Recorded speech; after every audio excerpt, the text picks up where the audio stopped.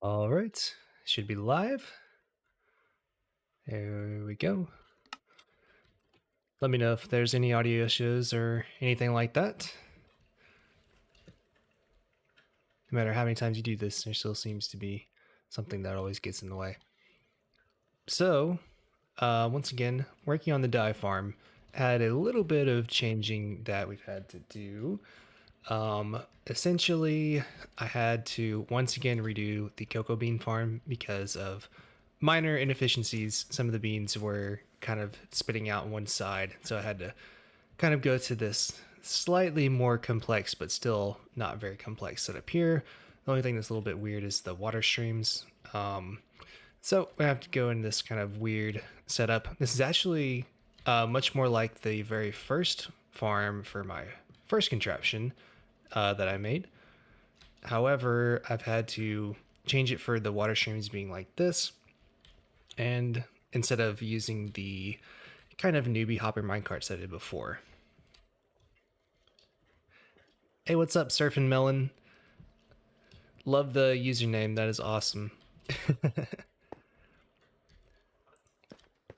So this is kind of how this is working now. It has a little trapdoor here, and basically this prevents all the cocoa beans from coming out.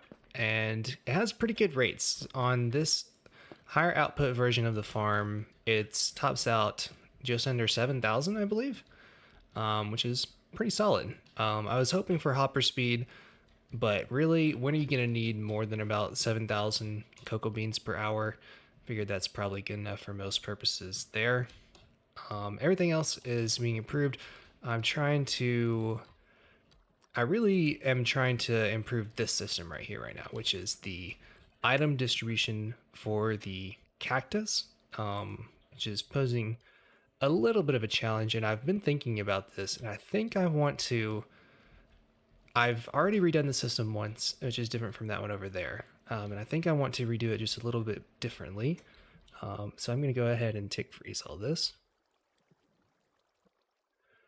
Basically, right now, the furnaces are in a square shape, and the way this hopper locking is done, that's not going to be easy to lock all these intermediate hoppers if you extend the farm, and I want this to be able to be extended easily. So I'm going to have to kind of redo this little system right here. But actually, I think this will be a better change overall, because we can get rid of a lot of these,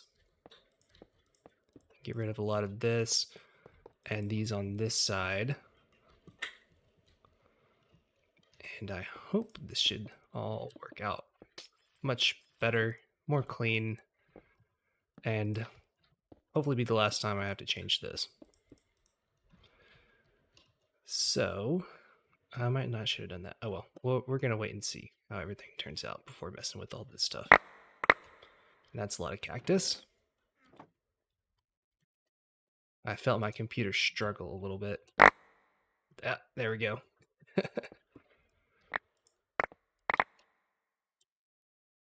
Oh my gosh, so much cactus.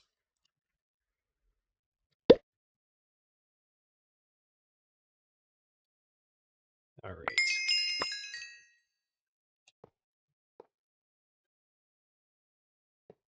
So let's get all this fixed.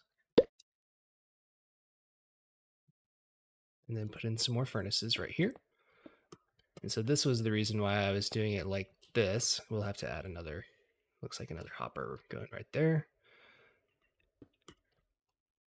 And in 1.21, we can use blocks on top of hoppers instead of composters. So I'm going to ahead and I'm building everything like that because this is going to be used primarily for 1.21 and above.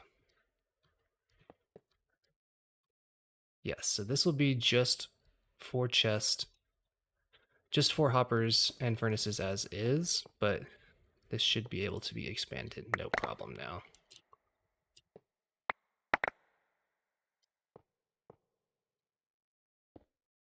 Okay. Excellent. Excellent. All right. And the real question is what we're going to do about these rails back here. Going to have to extend this at least 1, too many items in my inventory.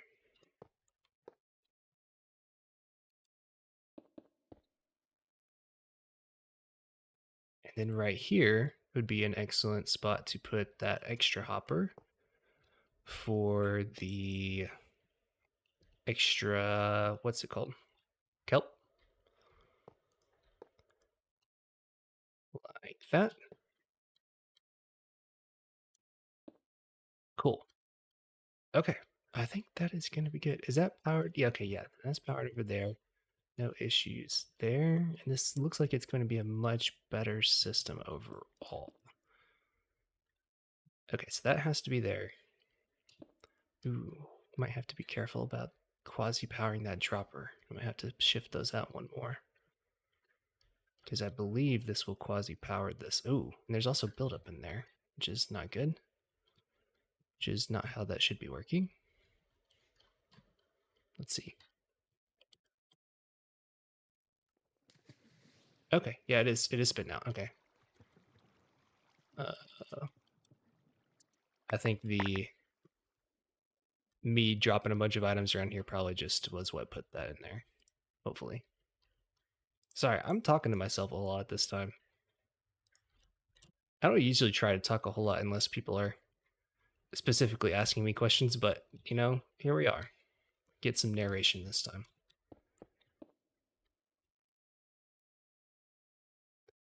Let's get some of these and some of that.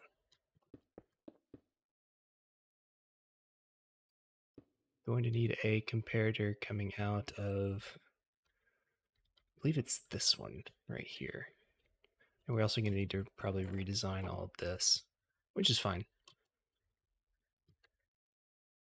Just need to find the best way to do this.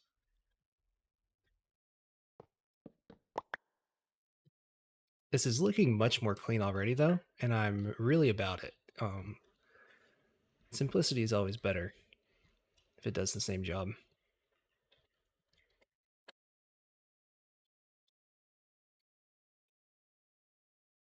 Let's see.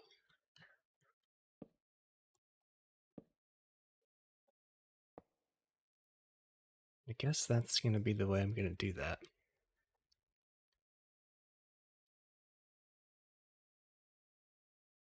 You know, there might be a way I could sneak another double chest in there.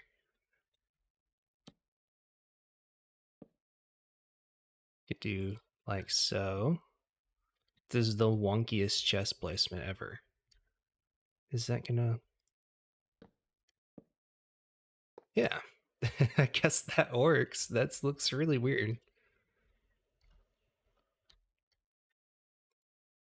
You still there, Surfing Melon? How long you been following the channel? I think this is the first time I've seen you in a live stream.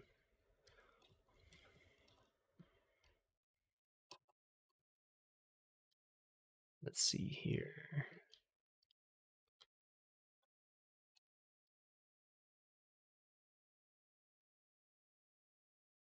I think the system I'm going to use is going to place a comparator out of here. And I don't think I need this here anymore. Can go ahead and get rid of that. Oh, this is actually working perfectly here.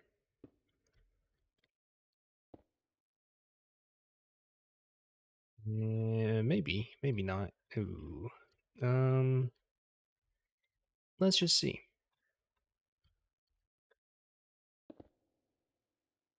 Believe. Oh, is that gonna lock? That's gonna lock that though.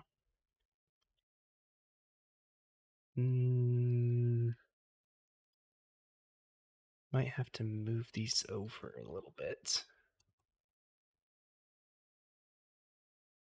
I was kind of liking the weird Jenga, but it's not really very practical. Oh, it's your first stream? Saw your vid on the Iron Farm Villager Breeder on your homepage. Oh, cool. Thanks for checking out my videos. I think my Iron Farm was probably one of my first, what I consider higher quality farms. It's taken me a little bit. I feel like I've gotten better every time, but Iron Farm was the first one I felt like was very, very unique. And I am still a pretty big fan of it. It's not perfect in all regards, but it is a very fun project, and I made it on my server, and it's really good. How am I going to do this? There's got to be a way that makes more sense than what I have. Maybe something like this?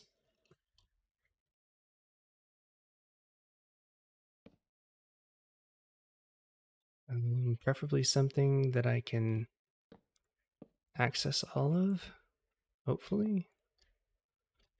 I'm probably going to run into another. We could just do 2 chests. Honestly, I think 2 chests will be fine. I think we should be good there. I'd rather not have this torch get in the way because we need this torch to be exactly right here. And I'm already a little worried about it activating this. Let's see.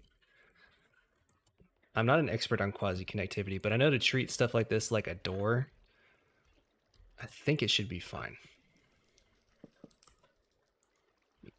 Let's put one in here. Did that? Oh, that was just how it should be working. Well, I guess it's not broken. Yeah, okay. I don't think it's getting quasi powder or anything.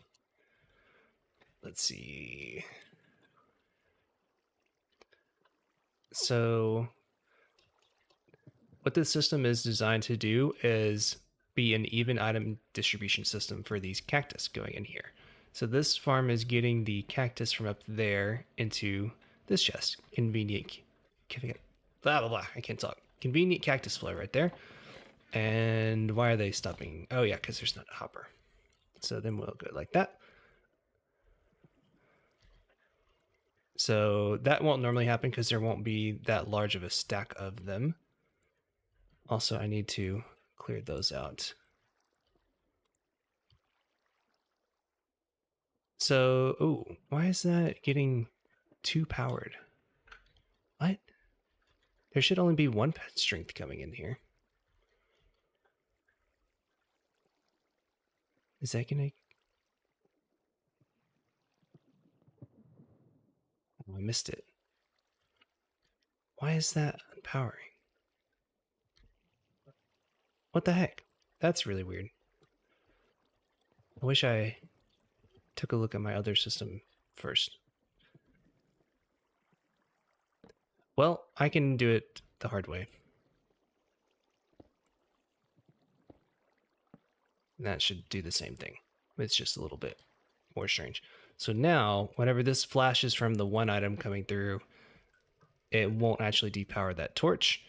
And the point of that is to fill up this whole line with items. And then once this whole line is filled up with items, we'll start getting more in here. Maybe I should do the hopper above it. That's probably a better idea. Let me just fix this real quick.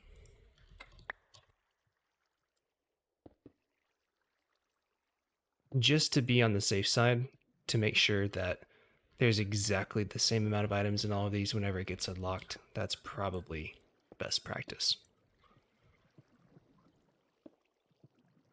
There we go. So we'll do just the exact same thing here. And now I don't believe this should ever be getting powered as is.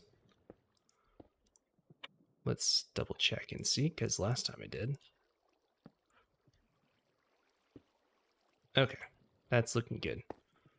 Let's just manually clear all these out. And there's one over there that I can't see.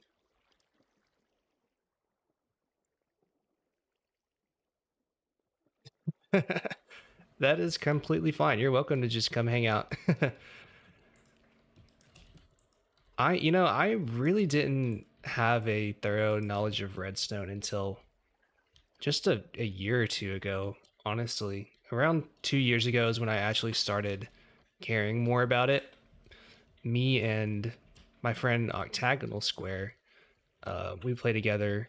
been playing Minecraft together for a while. We know each other in real life.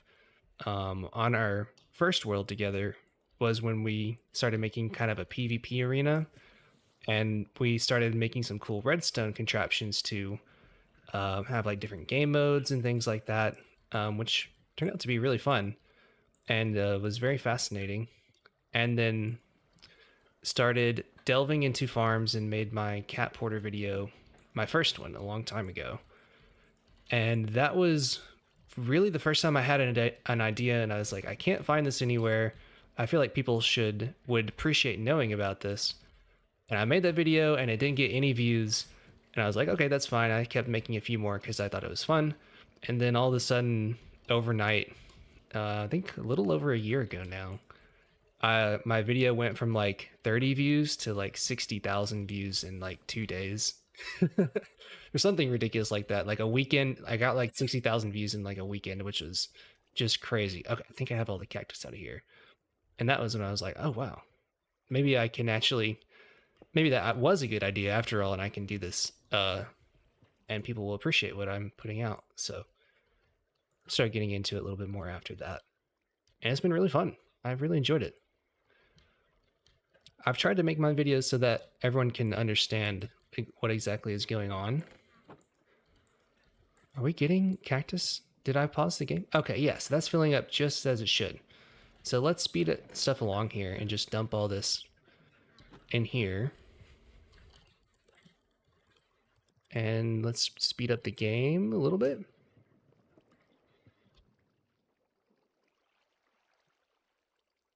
We can probably do a little bit more time there. So now we'll just be filling up all of these hoppers right here, and which are above the ones that lead into the furnace. And so whenever we have all of those filled up, what this comparator is doing is it'll just read whenever items start piling up in here. So we want, whenever all the items are in here, we'll unlock these hoppers beneath it so that we'll get an exactly even amount into each of these furnaces. So that way, all the furnaces will fill up at the same time, and we'll have the items spread out evenly through this little wacky system. If it works, it works. Okay, it's going to take a little bit, so let's just speed it up.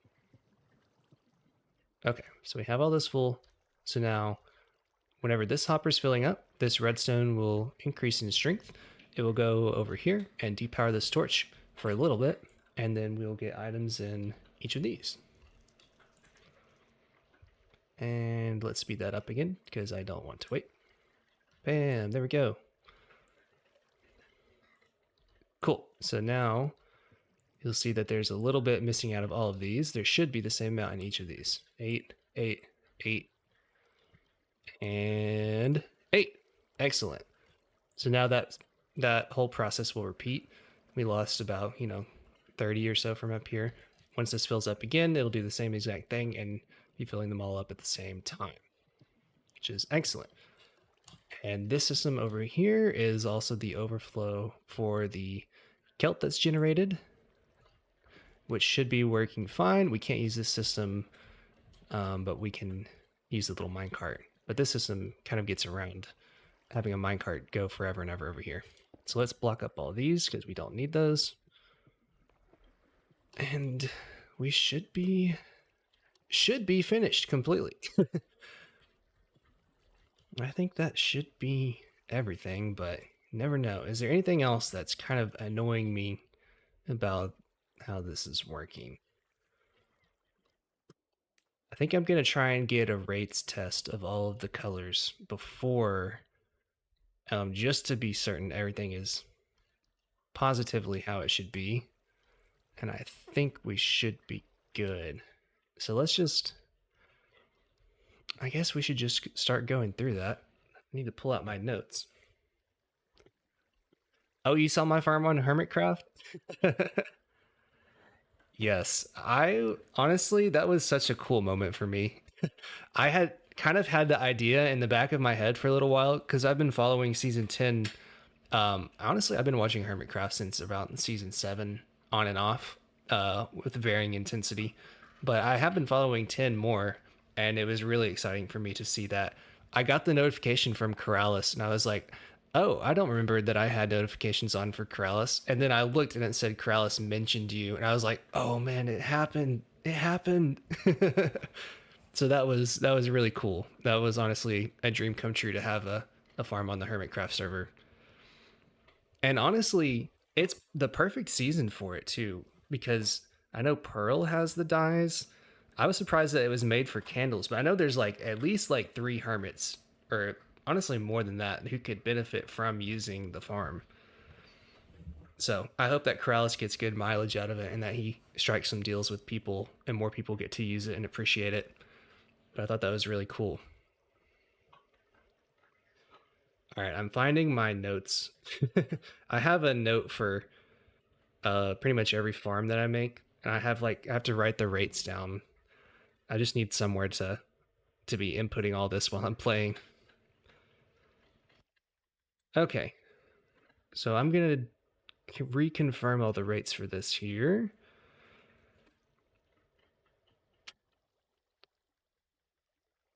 At least all the ones that I can right now. Okay, so let's do the 8.8K numbers. I already tested cocoa beans at 64,500. No, 6,456 per hour.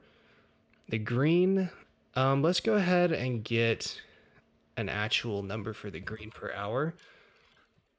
So we'll make sure that this is crafting, and we'll go ahead and empty out all the green out of here. Go. And I believe that should be everything. And I think that's all we need. Let's go ahead and let all the green fill up in here, because I want to get the rates for whenever there is green in all of those. All of the chests behind this array here.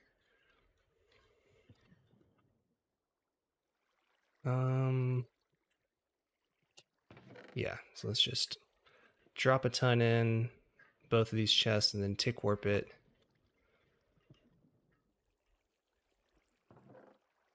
It's going to take it a little bit to completely fill up, but it should. I always forget that I don't have just carpet mart for that. Let's just do 1,000 and see where it's at.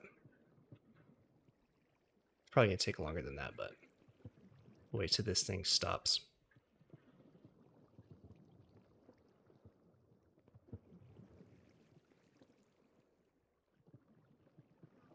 Let's just run that again. So all these are filled up. All those are filled up. So that should be done. Yeah, okay. So it's just filling up in here. Cool. So let's just get all of this filled up. And then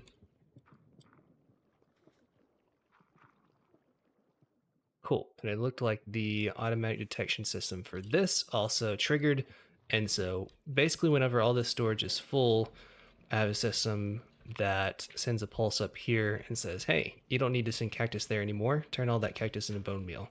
And so that goes into this composter and gets turned into bone meal in the bone meal stream, which goes around and through the loop. So, all right. So we're good to go. Let's double check just to be sure. No green dye. All right. So let's go ahead and get our rate here. So we will turn on the bone meal. And I never get tired of seeing this thing start up, which is pretty gnarly. Oh, I don't see the dust clouds because I'm not high enough. Yep, there's all the bone meal coming out. And yep, it's still good. Very sizzly. All right, so all the bone meal's working good. Probably a little bit of lag coming through the stream because of that, but you know what? It's fine. We're going to roll with it.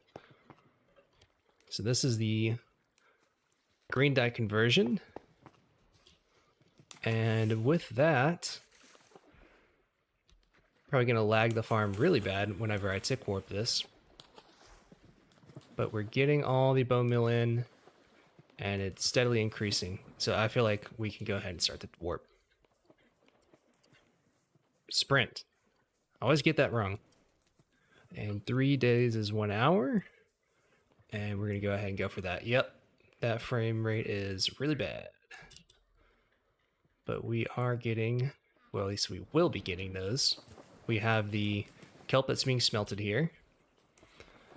So it's working, and we're getting the hopper minecart filled up, and that's refilling and powering the fuel.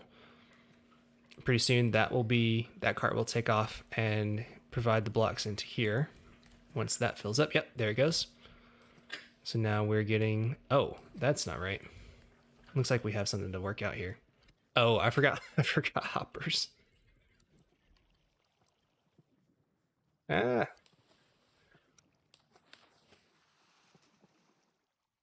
There we go. That's pretty bad oversight on my part. But we're gonna fix that. This is why you test things. You always get something wrong. And let's just... Oh, that's kind of sad, isn't it? Let's take those out.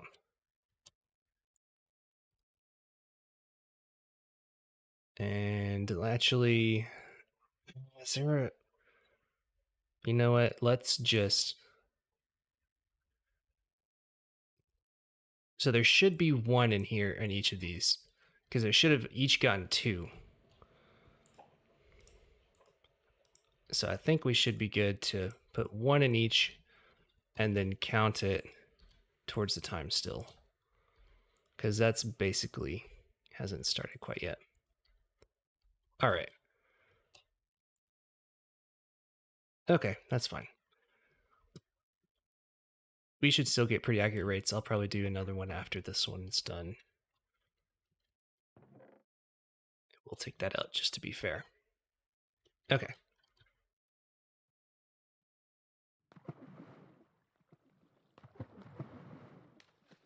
All right, there we go. So everything should be working perfectly. Yes, we do have all the furnaces lit up. That's good. Sorry about the frames here. This is really bad. All right, let's just see what it does. It's putting out. It is for sure putting out.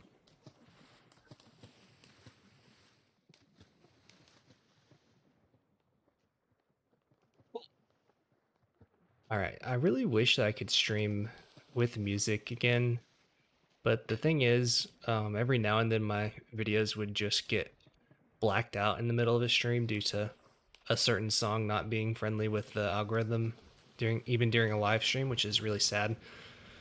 So I haven't streamed with music in a while.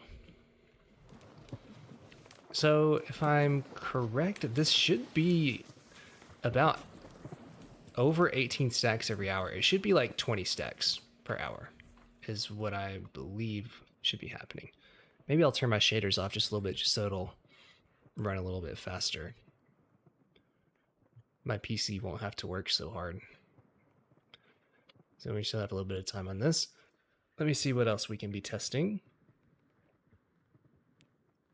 Next, we'll do white just to triple confirm exactly how many we'll get. And I guess I'll probably do that as bone blocks and then just convert it. It's probably the easiest way to not have so many items in storage. And then I should be getting exactly 9k per 2 tall flower die. Go ahead and confirm that as well. How are we looking in here? Okay, yeah, so this should be just under halfway now. Some of this stuff just takes a little bit, but getting a good estimation of rates for your farm, I think, is very important, because who wants to build a farm that they don't know how much it makes? You know, I feel like that should be common practice, but it really isn't, and it's really sad. And I really don't like how the game looks without shaders, to be honest with you. Well, I can go ahead and be building that version over here for this one, but it's not really during the time lapse. unfortunately. That probably might not be the best idea to do. But this is the old system, without the upgrades I just made. It has another card up here, and it's really annoying because this little piston goes in and out and in and out the whole time, which was just bothering me because that shouldn't be the steady state of the farm. That just doesn't look good. That cart can unload and get frozen there, so just not really how things need to be long term. So fixed it. That's what we're all about. And that was the last little thing that was annoying me, I think, of this whole farm. So I think that should be the last change I make. But I've said that before, so can't guarantee anything.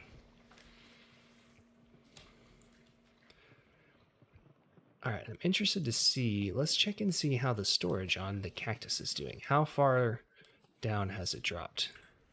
Okay, so not very much.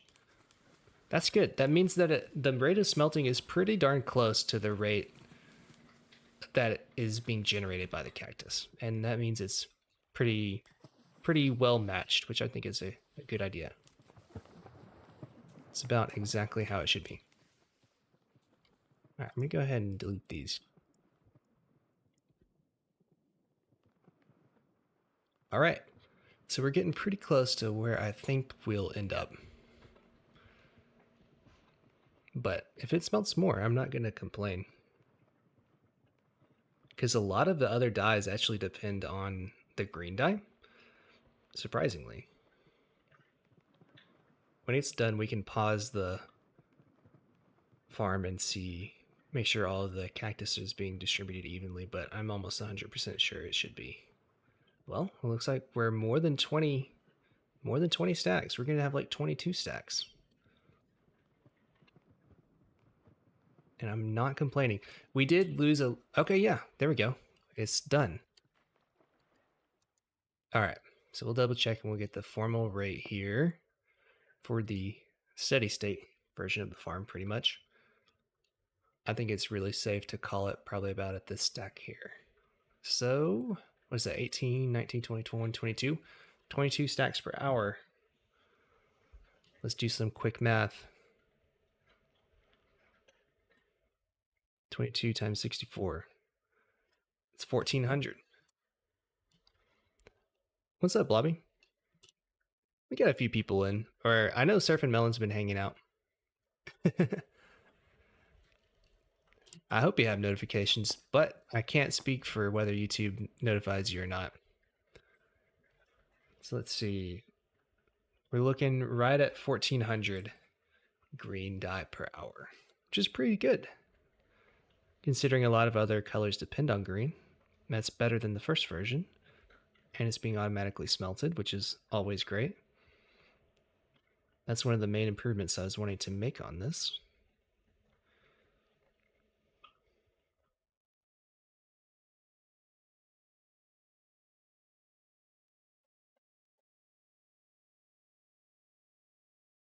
Cool. So I think that's good to call that right about 1,400. So now, get my shaders back. There we go. No, this is actually not the same green dye mechanics as the original farm. And what this is doing, the original just had the cactus into a chest. So that was basically what the original did, was give each of the kind of the dye ingredients into each chest. But this farm is it's sending the dye ingredients into this system, which are then being automatically crafted into the dyes here. And then all the primaries, there's also a system to select whichever two primaries you want. So say I wanted to craft orange, I would select red and yellow and then press this button. And well, I have the game turned off. Hold on. Then you'll get orange. I don't know. Did I have purple going earlier? That's really strange. That does not look good. I think something messed up from me freezing the game. Hold up. Let me see. Because there should not be purple in here. Yeah, that's from earlier. All right. It was not actually an issue. Let's let all of that run through real quick. I don't think there should be any more in here though. Okay. So now it should work.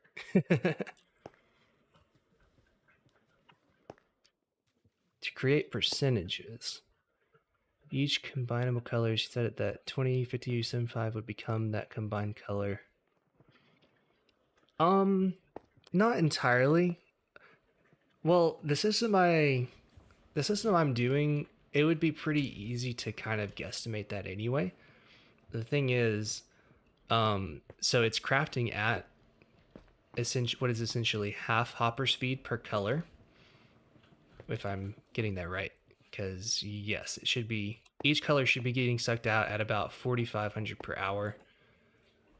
So you could time it for however long that would be if you wanted to time it for a very specific amount. Otherwise, you can just leave it for a little while and come back. But it is crafting from the whole storage from one color. But honestly, just setting a timer and coming back would be the best way to do that, honestly.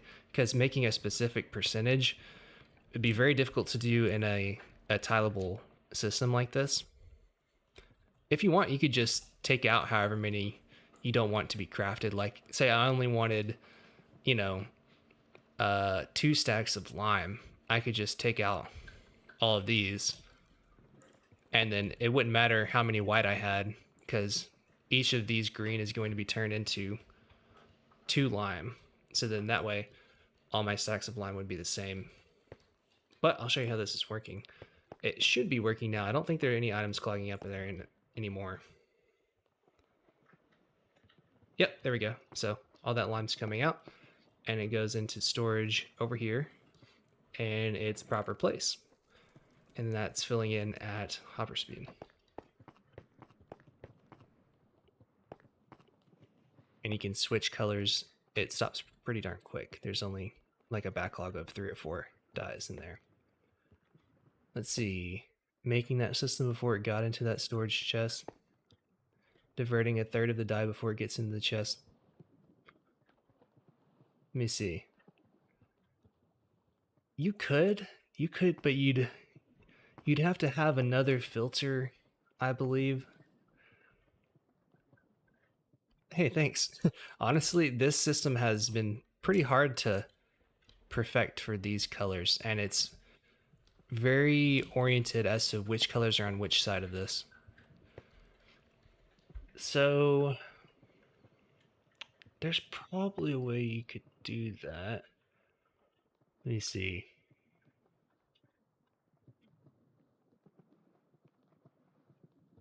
You'd have to have some sort of timer, I think. You'd have to have some sort of timer that only runs, a third of the time, only locks some hopper a third of the time or something or another. It'd be possible, just not super practical most of the time. And if you'd only have a third of the dye going into here, then you'd have to somehow get all the other dye that the farm is producing and put it somewhere that's going to be used, or just burn it, which would be kind of sad. But the cool part is you can actually have these crafters running whenever the farm is actually producing. So you don't have to, if it runs out of one color, it doesn't break the farm. See, look, so if yellow runs out, it'll just stop for a little while, and then you can put more yellow in here, and it goes back up again, and it goes until it would run out of any one color, and then it stops. So you can have basically any of the colors going, as many of the colors producing as you want while it's producing. So that's pretty neat. Thanks. Yeah, the timing down here is very specific. So this clock, basically this observer is pulsing exactly half hopper speed, because it's making 2 dyes. Maximum storage per color. It looks like, so these colors over here have just a little bit more storage because they don't have to have this system underneath. So they have a little bit extra. What is it? 1, 2, 3, 4, 5, 6 double chests plus 5 hoppers, I believe. 1, 2, 3, 4, 5, 6 hoppers. What's that? That's probably a good number to have written down somewhere, though. Let me see. Plus 60. Wait, hold on. 6 times 54 plus 60. Oh no, it'd be plus 30.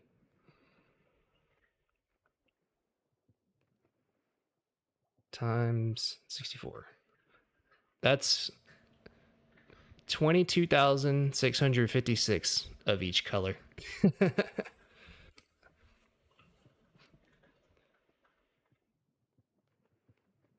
Which is pretty good. Which is close to 350 stacks or so, I believe is what I had. Let me see. Yeah, they're about 354 stacks, which is better than the last farm, which I believe only had 4 double chests and 4 hoppers or something like that. Everything's been improved very slightly. Like the amount of cactus generated, I went ahead and made more of this just because so many colors are now dependent on green. So that I thought was very important to improve just a little bit. So I'm getting the rates for colors just to kind of finalize before putting this in the actual seed where it'll be generating, excuse me, where it'll be generating these 2 flowers right here. So I'm getting all the rates I can in creative, making sure there are no more bugs and stuff like that. Where was I? We just got 1400 per hour for green. So let's double check the white generation. Thanks, Nico. Appreciate that. I've been having a whole lot of fun with this. It's been really cool to improve everything in this farm to be much better than it was before. Case in point, I have an area for bone block crafting for compressed bone meal storage here. And let's go ahead and turn that on. So that we'll start generating bone meal. And this is using this little crafter setup right here. It's just kind of a weird little system, but it's not exactly tileable in a friendly way. So I just stuck it on the edge and it looks fine. It gets the job done. So let's go ahead and clear out all this here. And we'll tick warp it for tick sprint for an hour. See how much we get. Oh, did I have the green going? Hold up. Need to turn off the green. That might be useful. It's going to use up the bone meal. All right. So let's get that going. 3 days. All right. So we should be getting... Cool. Okay. And I'll turn my shaders off so that my game runs a little bit faster. It'll still produce green for a little bit because of the kelp in here, but it's not actually generating any kelp from over here anymore. So all the bone meal will be going into storage.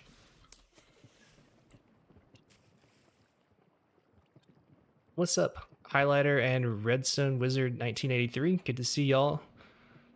We're doing some dye farm testing. We're testing the rates of bone meal in this souped up version of the farm. This isn't going to be the exact version that I offer on the video. It's going to be kind of an upgraded version. Oh, with the cactus when you're not making green? Yeah, I can show you. Sorry for the frames, by the way. I'm currently speeding up the farm to like thousands of times the speed or whatever. So whenever the cactus is not going into the farm, whenever it has filled up all this storage right here, right now it's still being sucked into here because the furnaces are still smelting, or they were still smelting very recently. Yeah, see, oh my gosh. Yeah, in that short amount of time, we got 14 kelp blocks in here. So it'll be making green for a while. But basically, once the cactus fills, once that stops, the cactus will start filling up all this storage. Once it fills up this hopper right here, it'll actually activate this comparator, which sends a signal up and tells this piston to push a glass block right here. So all of that cactus will turn into bone meal instead of going into the system. So it has a smart shut off. And then once that's turned into bone meal, it'll start activating this little clock to spit that bone meal out later, which is where all that bone meal is going through on that stream. All right, what are we looking at? That's a lot of bone meal per hour. Chromos, this farm up here is not mine actually. This bone meal, this is intended as kind of a an upgrade for the more redstone savvy people who want something to improve the rates a little bit of certain colors. So this is generating 8,800 bone meal per hour, which is pretty darn good. Like, that's really good for a farm of this size. Chromos is one of the best out there, and it's very modular, so you can make big or small versions of this. You can essentially, if you see this one little cube here, you can make that cube by itself, which gives about 2,200 bone meal. My farm is, I think, a lot easier to build and cheaper, but it makes about 1,700 bone meal per hour. So it's pretty close to one of these.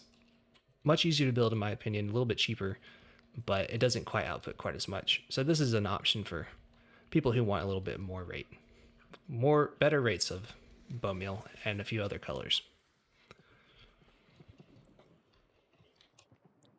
But pretty much everything else will be the same on both versions besides the bone meal up top. There's just a few very minor changes around. That is so much bone meal, because each of those is 9. That's why I'm testing it with the bone block conversion instead of in the white dye chamber. It's still probably filling this up. But no, it should be taking all those over here.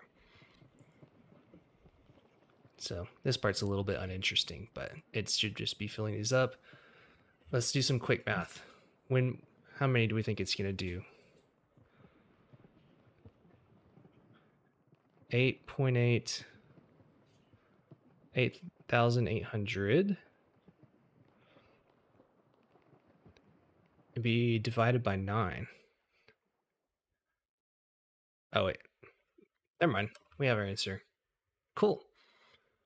So the game is already frozen here. So what is that? 64 times 9, 10, 11, 12, 13.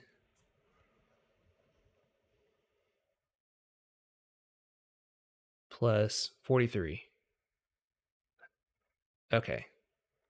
So that's 875 bone blocks per hour times 9. That seems a little low. 7,800. Did I accidentally break the farm? Let me see.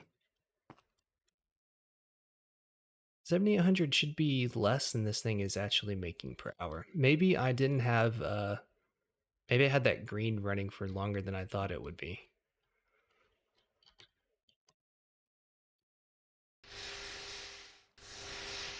Yeah, it's still producing like it should be. Let's run it one more time. 7,800 per hour is not what this farm should be making. Yeah, I was multiplying it by 9. Let's double check.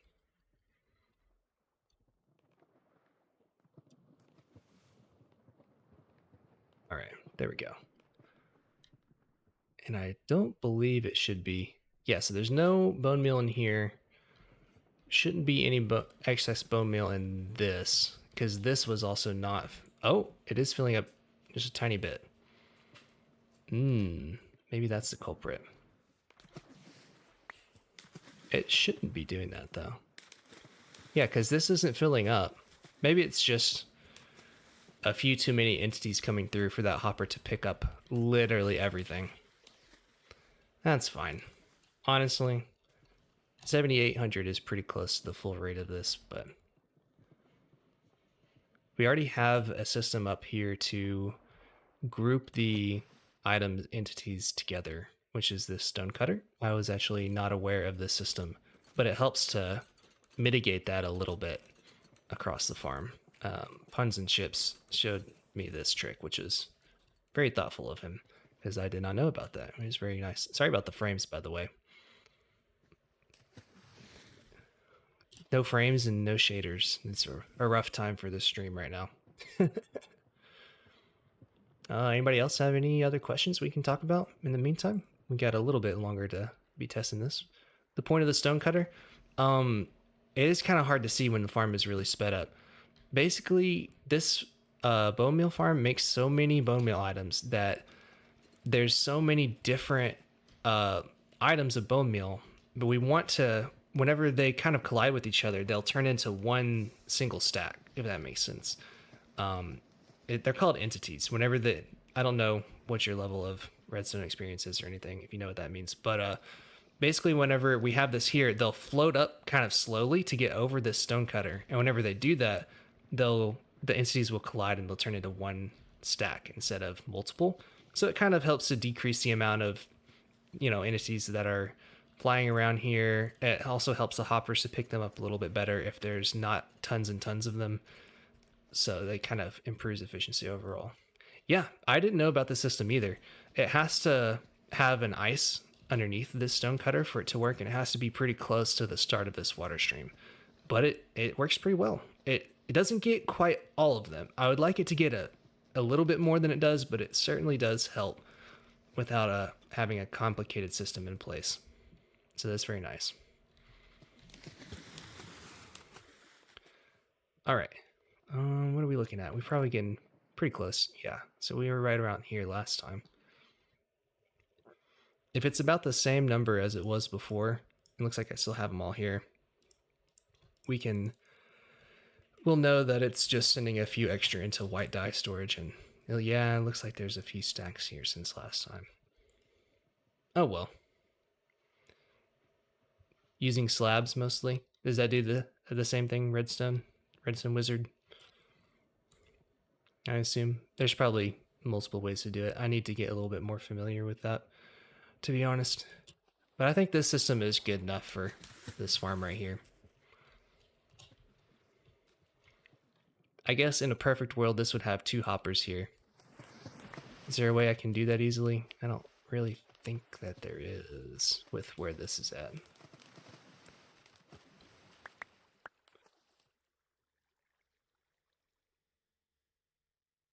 Let me see. How do you use a slab to do that?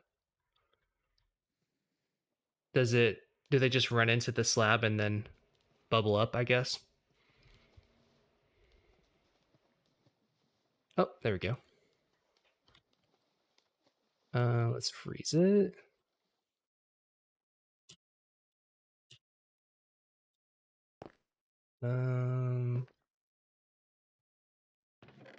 I think the stone cutter is just the tiniest bit higher. Okay, you see, yeah, so that's basically the same amount. Looks like we're getting just a little bit of spillage into here. About 800 or so. Even though the trapdoors are shorter. Let's see.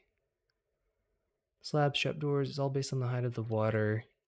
So I'm assuming that'd be like doing exactly like what this is and putting something in the bottom of the water stream, right?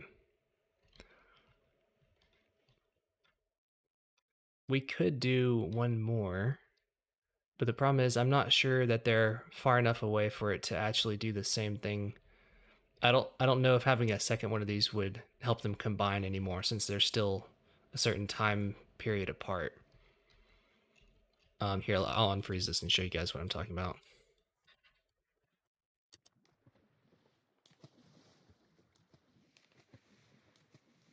So like it's clumping them up pretty good, but I don't know if like that stack and this stack are close enough together to actually be clumped up if you were to put another one in here, is the thing.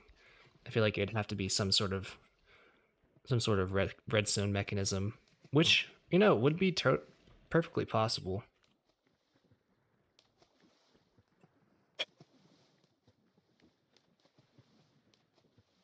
So we'll see. I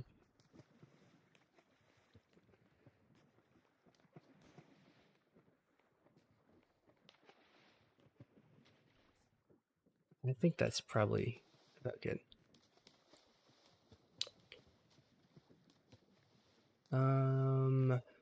They will not clump together once they... Yeah, I don't think they would be clumping together anymore after this. I don't think those other options would clump them together more than this either, because isn't this is a little bit taller than a slab. I think this is about the maximum that we can do here. You know what? I think it should be fine. Because we'd have to have like some sort of piston.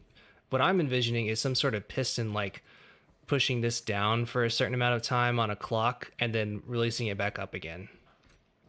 The powder snow is a really weird issue because without this powdered snow here, essentially the way the dropper is dispensing, for some reason, there will occasionally be a little bit of momentum to get it to sit exactly on the edge of these on the sides.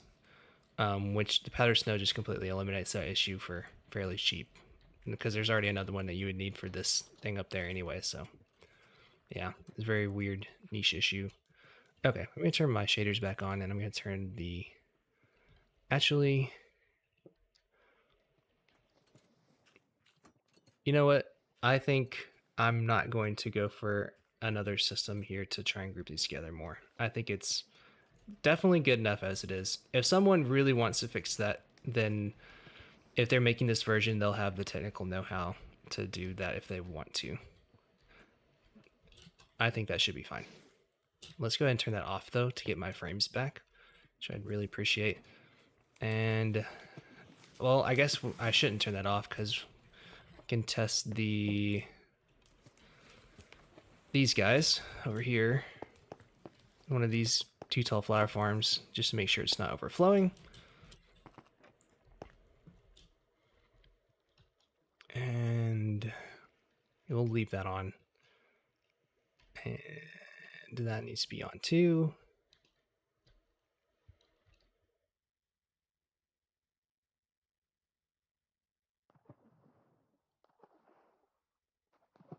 Converting to bedrock. I'm not sure what you're talking about there. All right, so we're getting those in. Let's test it on pink. Let's see how many pink we'll get. We should be right at 9,000 pink per hour with this system. So this is an original farm that I made for this version as well. I need to go ahead and start the tick warp. And we'll lose our shaders again just to not destroy the computer. But basically what this is doing is using this little carton loader. Oh, you know, I that went right over my head. It'd be pretty tough to convert this whole thing to bedrock. It's definitely doable, I think. I think all the base mechanics translate, but you'd have to get different bone meal farms and such, probably different individual farms for each of these and or change it. This is just having a cart collect all of the dyes for each of these and dump it off into this water stream right here. This unloader isn't mine. So this unloader is from an Ilmango video. I'll try and get the original credits in the actual video. But everything else here is my design, integrating it into this flower farm. And so basically what this is doing is giving a pulse here at exactly half hopper speed, because each of these flowers makes 2 dyes. And we don't want to overflow this system right here with more than hopper speed of pink dye. Like, look at that. It's just ridiculous.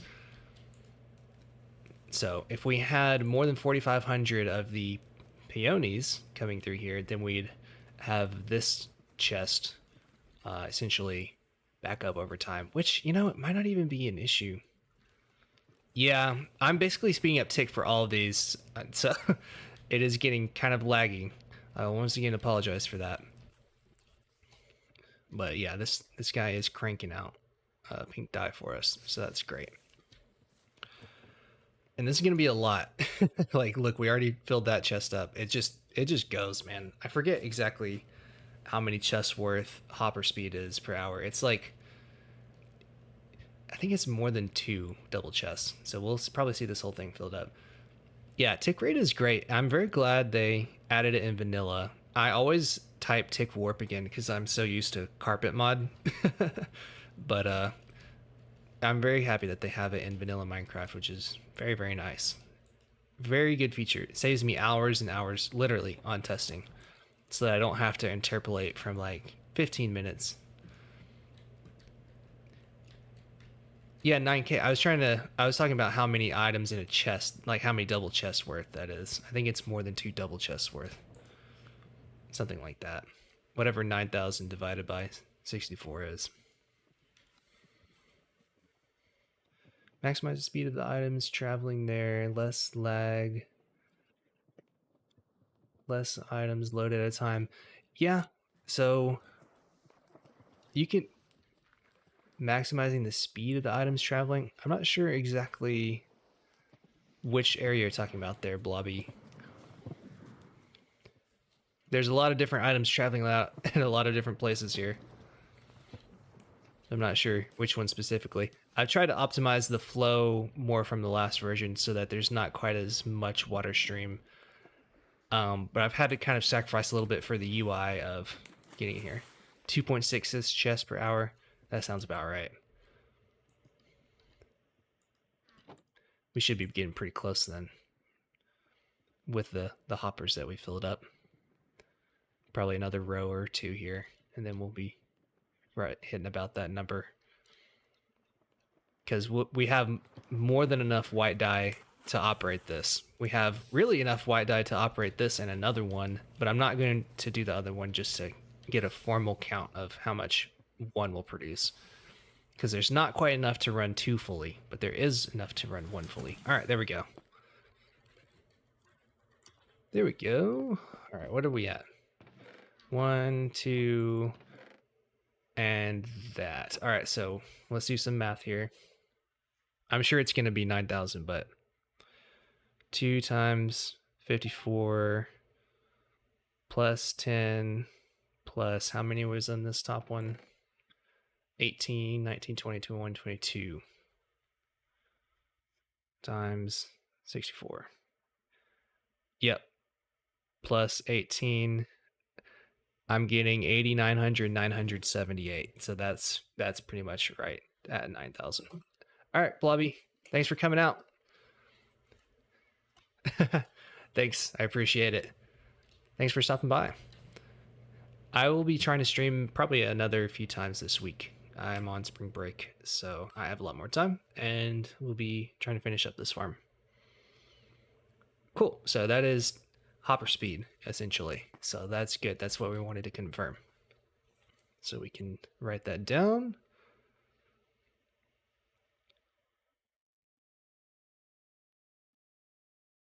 And we'll also write down the numbers for white that we were getting, which is about 7,800. And overflowing a little bit into the white chest.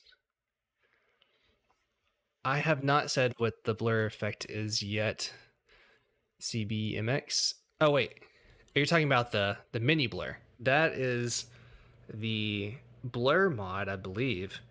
But they actually just added that in the latest snapshot. I was like, oh, that's cool. I already had a mod for that.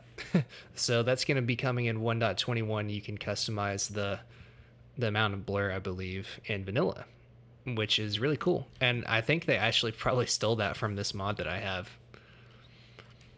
But this is not vanilla. Yeah, it's the blur mod, which will be used for 1.20 downwards.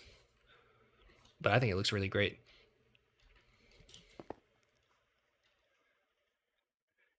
Yeah, I'm a college student, so I have a week off from classes right now. I'm studying mechanical engineering, which takes up most of my time, if I'm being honest.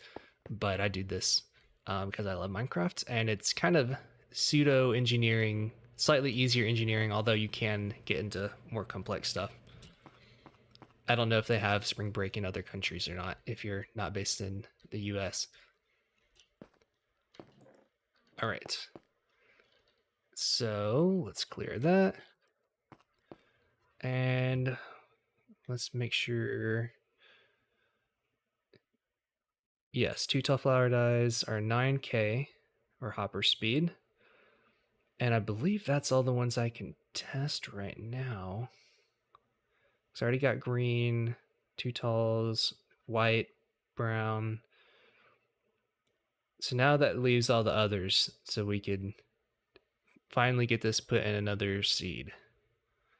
We'll test blue and light gray there. The black we already know from previous testing will be exactly the same. And then I guess we can... Okay. Yeah, we can, once it's in the other seed, we can do everything else. Gotcha. I understand that, Redstone Wizard. I too work. I work part-time. I go to school full-time. Also have family life and everything on top of that, and try to do my channel. So I'm a very busy person as well. I definitely feel that.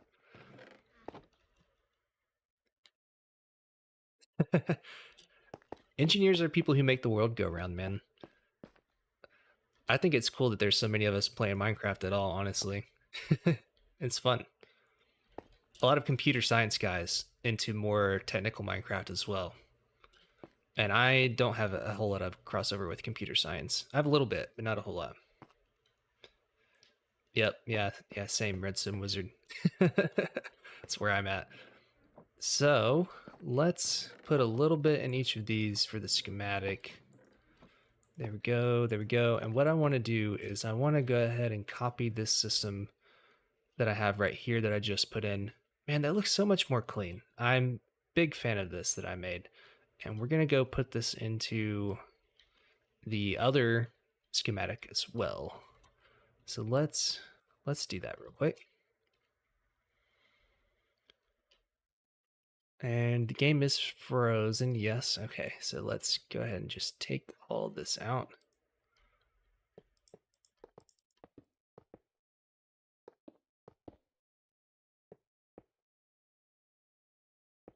I believe that should go there. It's so nice to not have to worry about all of this other crappy infrastructure up here. So that needs to stay. That needs to stay. That needs to stay. These two can go. All this stuff can go. Very nice to be able to clear out most of this. More efficient redstone is always better. And this can go, that can go. All these rails up top can go. And I believe I can take this out. I powered this somewhere else. I have to go look and see exactly what I did for that. A lot of XP there.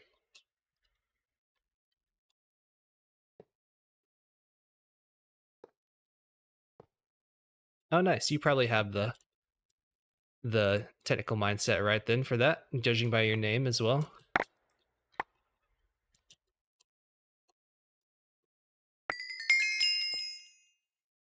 All right. Oh, so that actually did need to go there. That and the block do go right here. I don't remember that. So let's do these. Yes, yeah, so there's already two there. We do two more. Bam, bam. And there's another one there because we have one more system here. Like this. And we need hoppers here, which I forgot last time, and I'm not going to forget again. Bam, bam, bam. Bam. Let me see what I used to power these guys on the other side.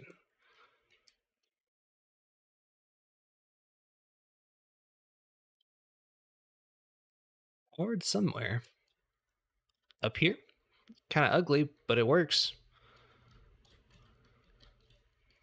Maybe I could... Could I do something that works by... Oh no, I can't power that block. Okay, yeah, that's about the same. Can I power this block? Maybe. Is that going to mess anything up? I don't think so. It's not going to lock that if I power it on the back. Let's do that. I have too much cactus. I think that would be a little bit cleaner. And I don't believe anything else uses... That's not going to interfere with that piston. It's not going to lock the hopper. It's not going to mess with any of this stuff right here. I think that's good. But we are going to need to put this one back, which is fine. Actually, I like it underneath a little bit better. Kind of hides it. And that's not going to affect anything. No. Okay. So that should be good. And I'm pretty sure... Let's double check it. Undoing it. Yeah. I think that should be working. That's not going to lock that. Ugly's good, but if you can make it a little bit nicer, I say you should make it a little bit nicer. It helps, number one, for understanding what's in here, and number two, a farm that you like looking at is a better farm, in my opinion. Okay, so I think that should be good. I'm going to make sure that this lever is on the same side. Okay, yeah, it is. Cool. All right. So let's get these in. And then we're going to need block there, block there. Bam, bam, bam, bam. And that's a bygone relic from something else. That's that torch he'll leave us eventually once we resume the farm. Okay. And all of these are also bygone relics, I believe. Yeah. Okay, so we don't need any of these. We don't need that glass there. I don't even think I need that. Why was that there? Because that Pistons game powered that. That's weird. Another phantom block from previous builds that forgot to get taken out. Let's see if it needs to be over here. Okay, yeah, it's gone over here. Neat. Okay, yeah, that looks exactly how it should. Cool. I have to make sure and keep it consistent. I've made like slight changes to one. I've had to bring them over to the other. Another reason to double check everything just before. All right. So now we need to put in the same system over here that we have over there. And I need to take another look at it because I just changed this. Okay, yes, that is pointing. Double chest, double chest. I think I can get that. Yeah. I forgot to get the chest block in my inventory. That's okay.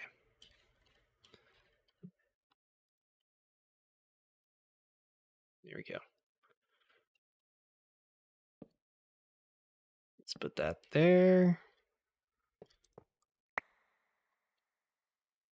And then we had this one going like this. And I believe the other one was right here. I want to say. I mean, that makes sense to me. I think that's right. I'm going to double check just to make sure it's the same, though. Pretty sure that's what I had over here. Let's do free cam. There. Oh, I didn't even have another one there. Yeah, okay. So hopper instead of that other chest. Okay, good. Glad I checked. That makes a lot more sense. Although I think I could do it with this, but I don't need to. There's no reason to do it that way.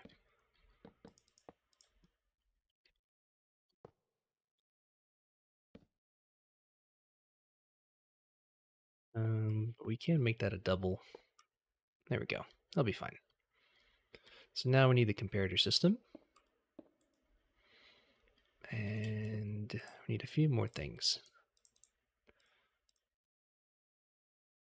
A few more bits and bobs here. This is much better because it allows this system to be expanded much, much easier for the amount of bone meal that you have. So you can make this produce a lot more kelp if you want to. And honestly, I might even consider doing that on that version, that is. And since it's so easy, I can probably bridge it out a few more here real quick. That's actually, yeah, making it probably 6 or 8 would be a good idea. I might have to redo the stream a little bit, though. That's fine. Okay, so we have that. Let me double check. Yep, okay, yeah, easy peasy.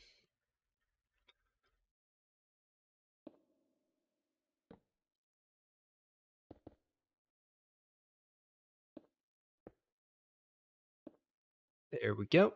How many people we got in the stream right now? We got 2. Still got 2. Oh, I peaked at a 7. That's pretty good for me. I don't really get those numbers a whole lot. That's pretty awesome. Let's see here. So that should be good. Let's go ahead and put a bunch of cactus in here to speed up this process.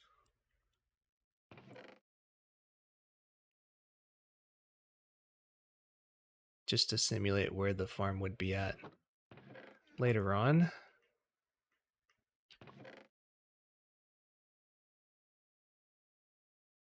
There we go.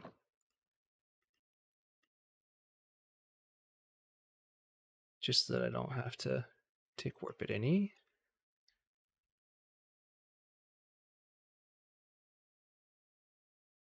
Let's see here.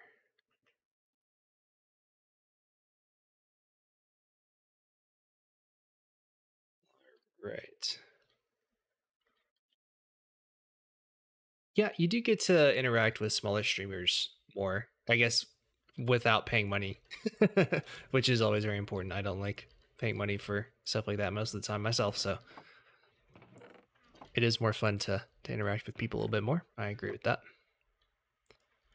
All right, so we have a bunch in those. Let's put a bunch in here. And we'll make sure the furnaces are even too.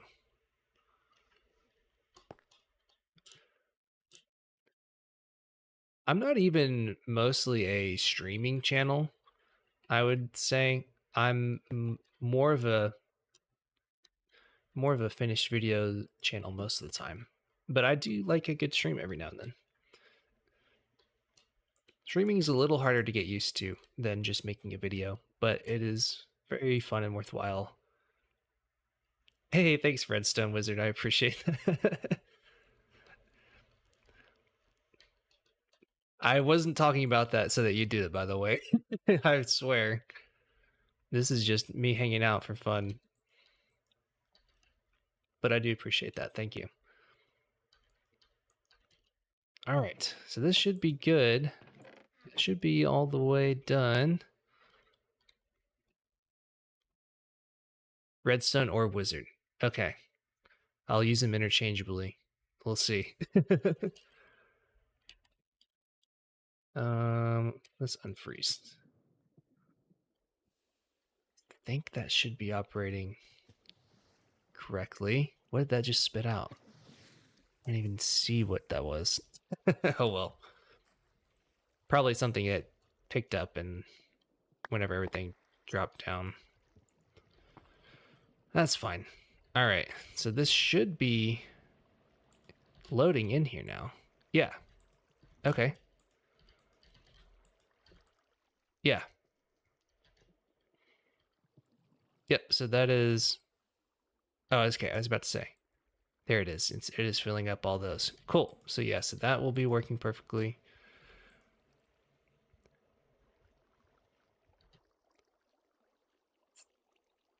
And we'll get some in there, and then the system should back up.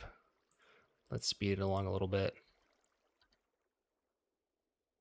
Then we should see this lock up again. Wait, no, it won't because it'll have enough items in here. But all that will be completely filled up. There we go. Neat. Okay, so that was all that I needed to do. Let's go back over here. I need to make sure I don't unload that. That'd be very disastrous. I'm going to go ahead and turn off this white dye here. So that should help our game run smoother anyway. Let's go ahead and extend this one out just a few more blocks here. Looks like we can get 2 easily without doing this, so I'm going to do 2. Oh, but there is that there to consider, isn't there?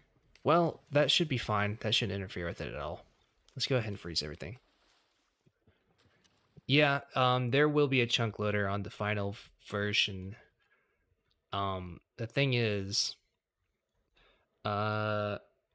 it's kind of hard to do on the testing world for right now. I mean, I could do it on the testing world for right now. It's just not a big deal. I could very easily paste that back in.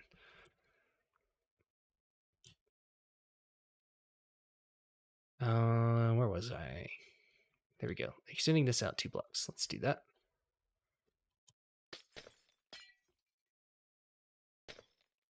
So this should be 2 over.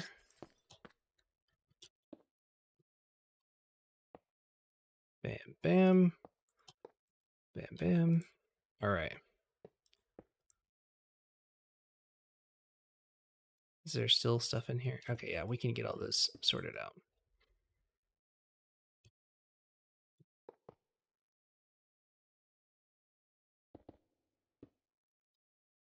The final version of this farm is a little weird for chunk loading.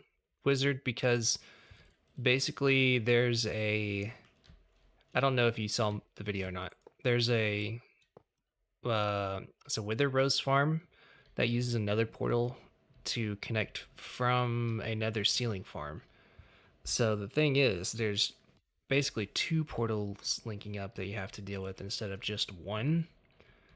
The Nether Ceiling Farm one does act as a chunk loader for the whole farm, but it would only work if you were loading in the mobs in the Nether. So you'd need a way to get another chunk loader loading everything in, which would be pretty difficult, from what I understand. Not impossible. I'm going to try and get it. May or may not succeed. We'll see.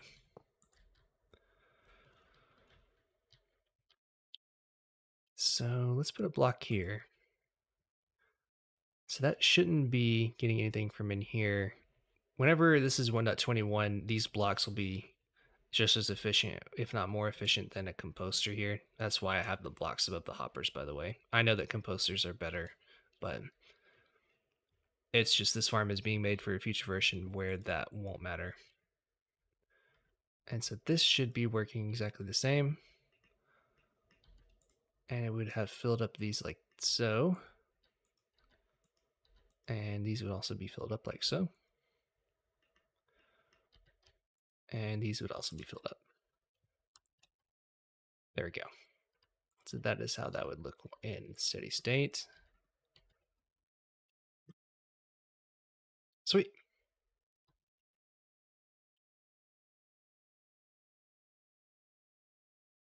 All right. I guess we should put these glass blocks back here. And that shouldn't change anything. I don't even think these are necessary all the way down, but I don't trust those cocoa beans to not like jump onto the side. I guess I could do powdered snow right here. You know what? Let's do powdered snow. That'd be better anyway than having to worry about all that. I already have some powdered snow other places in the farm. I can't speak today. All right, there we go. Yeah, that should be fine.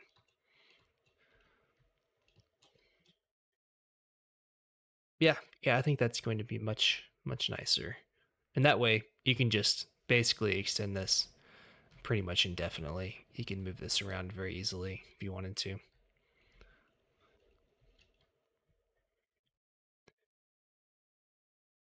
Powdered snow is one of those things that you don't think would be very useful, but it actually kind of is in item flow and management. It's a nice little change that they added, little way to accomplish that goal. And that shouldn't, yeah, that piston won't be able to hit it, so I believe it shouldn't affect those cocoa beans any at all. I'll go ahead and run it through a few just to make sure, but all right. And we'll extend this out. Neat. Is the game still frozen? Yeah, it's still frozen. Am I producing pink dye over here? I guess I am. That's funny that that's still going. I didn't mean for that to happen. I guess we should probably use up all of this in here for right now. Is there anything else that can break?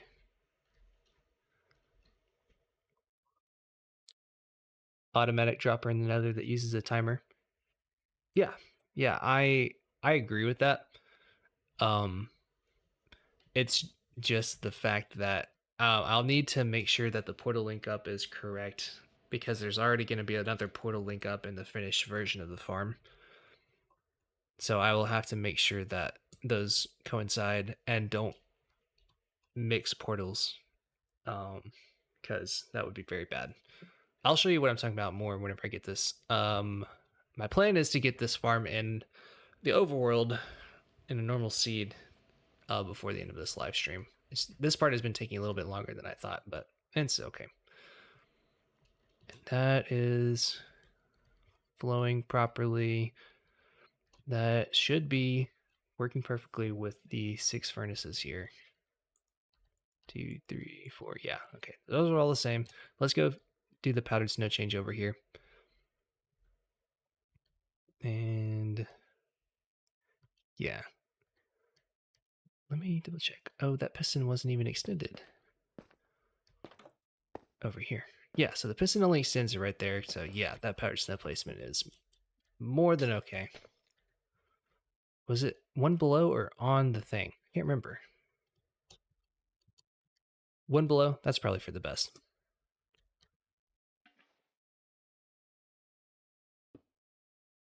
There we go.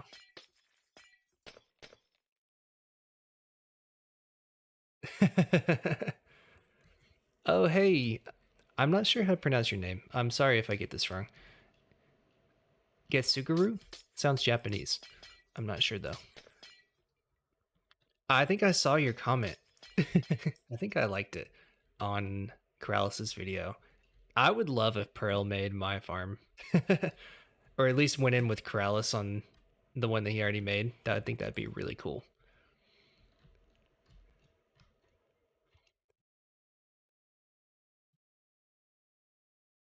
Awesome. That should be perfectly in place. I was low-key hoping that one of the hermits would find my farm whenever they announced the whole hermit permit thing that was going on. I was like, ooh, this would be perfect. So I was very excited. I didn't expect it to be made for candles, but I'm not unhappy. I really loved it. They finally made it on there. So that was definitely a dream come true for me. All right. I think this is good now. Let's unfreeze it and see what breaks.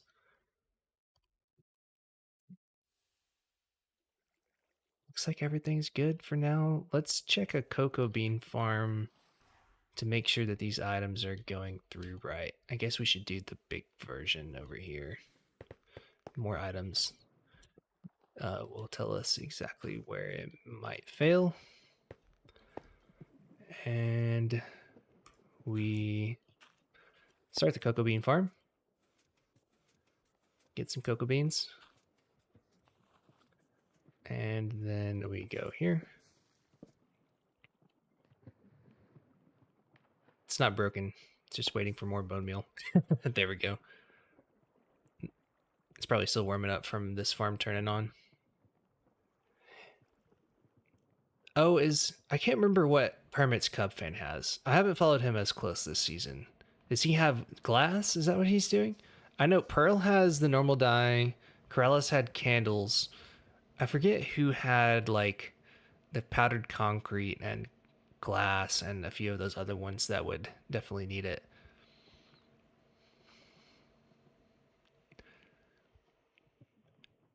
He has non-fly. Oh yeah, that's right. He was making those with Corrales, wasn't he? Something messed up here? Or am I? I should be getting more coming through here than that. It seems to be working. All right, let's see. Maybe it had to fill something else up before it came here. There we go.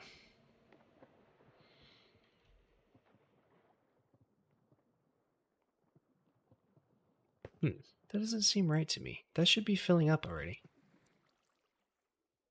Okay, well, it went through. Am I on the wrong? What is happening? Oh, it's going into the pink. I'm stupid. I was like, that does not seem right. There should be way more coming through than that. I'm just going to take all these out of here because I don't want those interfering later. There we go. That's fine.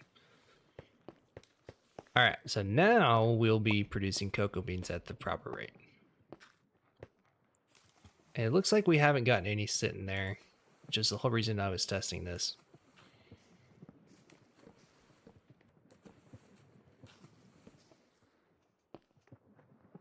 Yeah, it looks perfect. Let's run it just for a few minutes just to be safe. Oh, I need to get away from this so that they don't jump into my inventory. Yeah, I'm hoping that more of the hermits will start using Krause's farm, or at least he could probably exploit that. I'm gonna be honest.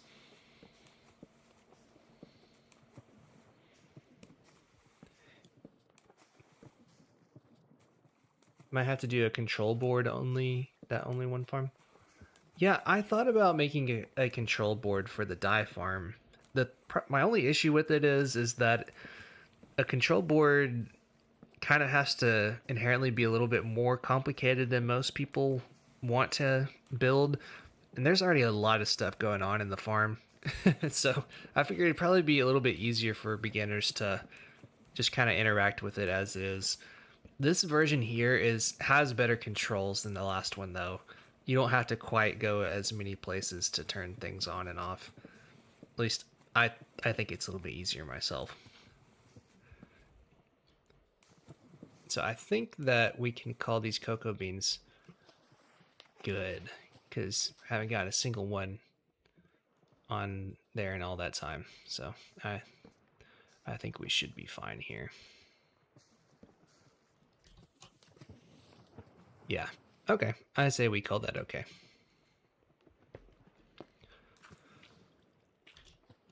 Had to over-engineer all of these farms basically.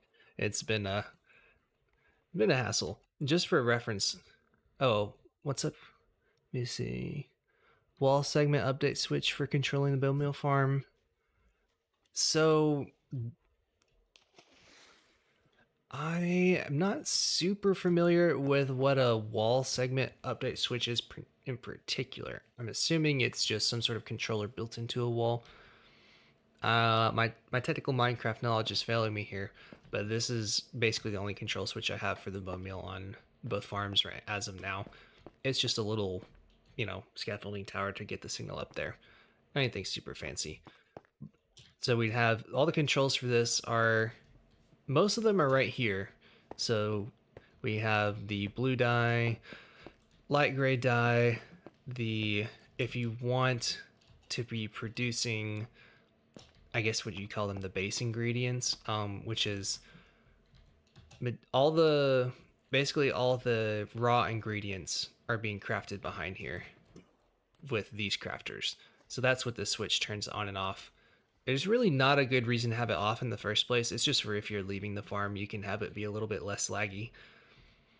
And so what that does is that crafts all the base ingredients into all these chests over, and then all the primaries, you can have them go into this crafting system to be crafted into what I'm calling the secondaries over here.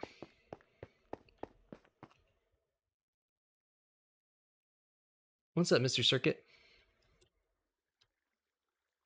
Oh no, that's so sad.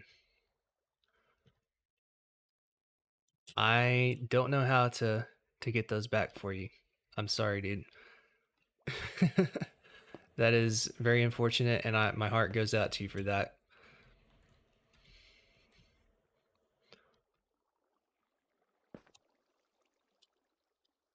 Let's see here. Oh, so we're going through the control schemes for these. So this is a little switch to toggle all the bone meal into bone block conversion, which is just a way of compressing the bone meal in the farm. So that is much better for storing the bone meal now that we have crafter, and you can like uncraft this somewhere else. Unless you remove them from the trash can. I think Mr. Circuit plays mobile version, right? If I remember correct. So I'm not sure and depending on what phone you have, there may or may not be a recycle bin for that. I'm not sure if Android have a recycle bin or not. I have an Android, but I don't know if there's a recycle bin in the file storage. I have never had to use that. There might be. It's worth a shot.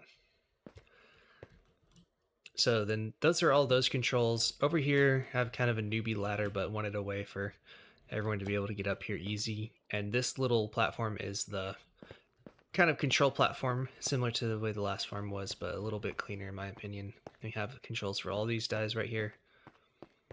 And then the green dye right here. And then the cocoa beans, which I need to redo this little step right here. Something about this kind of bothers me. It needs to go like one more out first.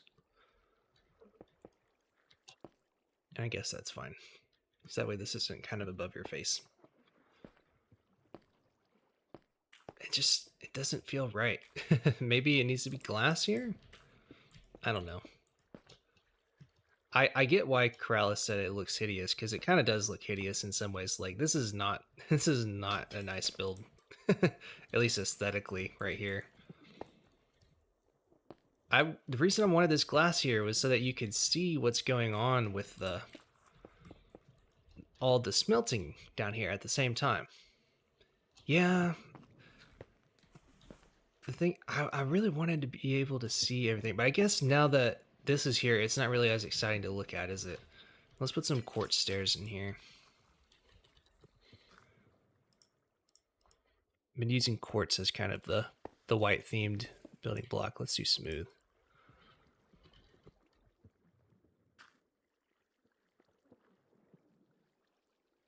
Yeah, I really wish there was a way to make it a more directly upgradable Colin.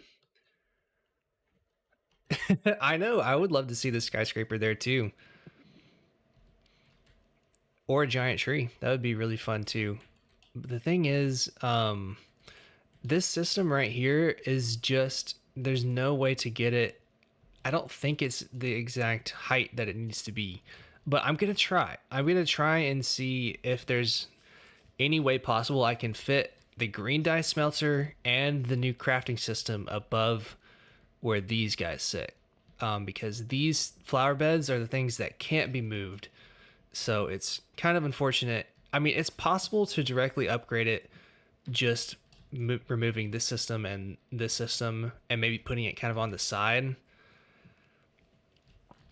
Hey, no problem, Circuit. It's worth a shot to check it out. Worth a shot to try and recover those. But yeah, these are the height requirement in between the cactus farm and these is a little bit of an issue.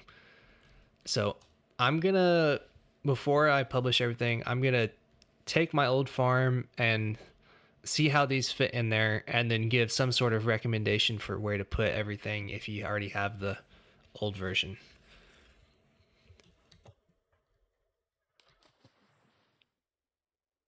I think Wizard, I think that look is kind of just easier to build a lot of the time. It just kind of comes out looking that way.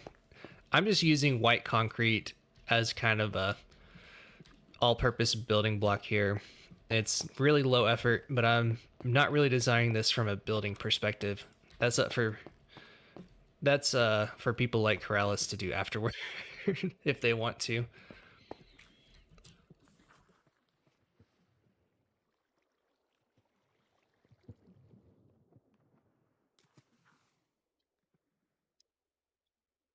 Yeah, you could totally do that. You could definitely increase. You could like maybe say, all right, on the old version, I'll chop off this row of cactus and put the water up one or something like that. You could use the space underneath if you wanted to. You would just have to build this infrastructure down there. There's solutions. What I was thinking was honestly just take this green dye system and like push it out front here or something like that, to where you could just build down over here and not have to worry about that. And then you could, this whole crafting system extends down to right here. I don't know if I made that clear or not, but basically it goes all the way right here, and then it's right next to where this dye is being generated at this moment. So this would probably have to be pushed up a little bit from the other farm of where the storage was. I'll get to all that later. I need to go ahead and try and finalize this to get it in the other seed tonight. Let's clear all that out. And I think we should be all the way ready. That powdered snow change to the cocoa bean farm was the last thing I want to say. So bone meal generation is off. Let's go ahead and turn both of these off just for the sake of making the schematic real quick. And we'll double check everything just to be certain. So we have that, it's the same. We got this smelter that's a little bit not as powerful as the other version, but that's okay. And that is correct. Everything there should be fine. There's always like that one thing that slips by, like these little guys. They need to all be filled in. That's why I double check everything. There's so many iterations that very small things differ, which makes me kind of annoyed. But I'm pretty sure everything else should be working. And for the schematic, let's go ahead and clear out the stuff in here. That's fine to leave. That's fine. And let's make sure that there's a little bit of dye in each of these, but not too much.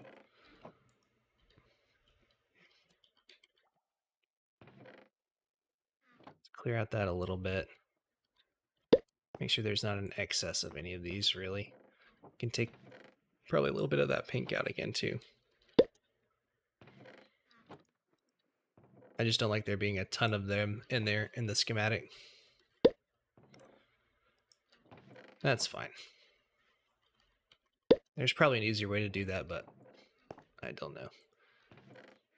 We have that's fine. That's fine. That's fine. Good enough. Okay. And I'm pretty darn sure that was everything.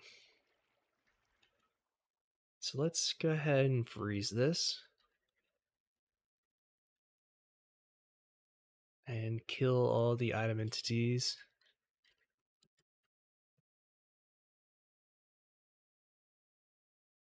That shouldn't affect anything else. See, there's 30 little bits of cactus floating around here and all around. Okay, so let's get stick out.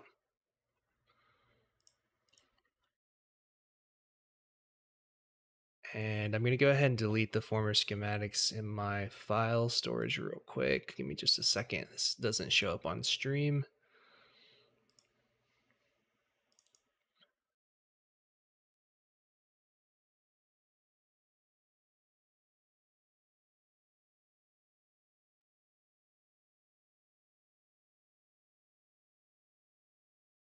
Okay, there we go.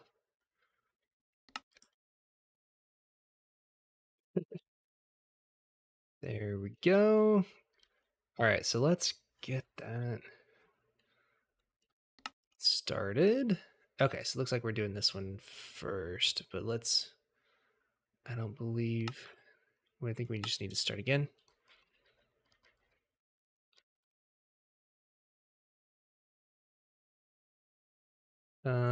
Let's see.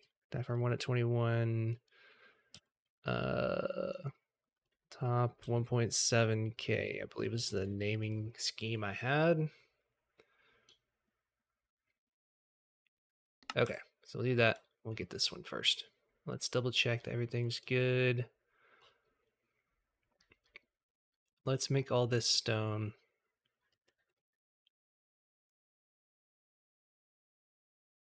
Oh, thanks. That's not actually my design. This is called Chromos Bone Meal Farm. And this monster right here makes 8,800 bone meal per hour. It is a little bit harder to build than mine. There's a little bit more going on, but it is more powerful, which is cool. This is just like a little upgradable option I'm offering alongside. This will be the main one I feature, but this will be an option to build this if anyone wants to. It's a very nice farm. I'll have the link in the description.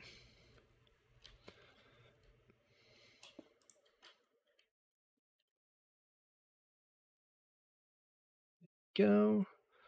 Make that look nice for the schematic. And let's get all this going. All right. To triple check everything.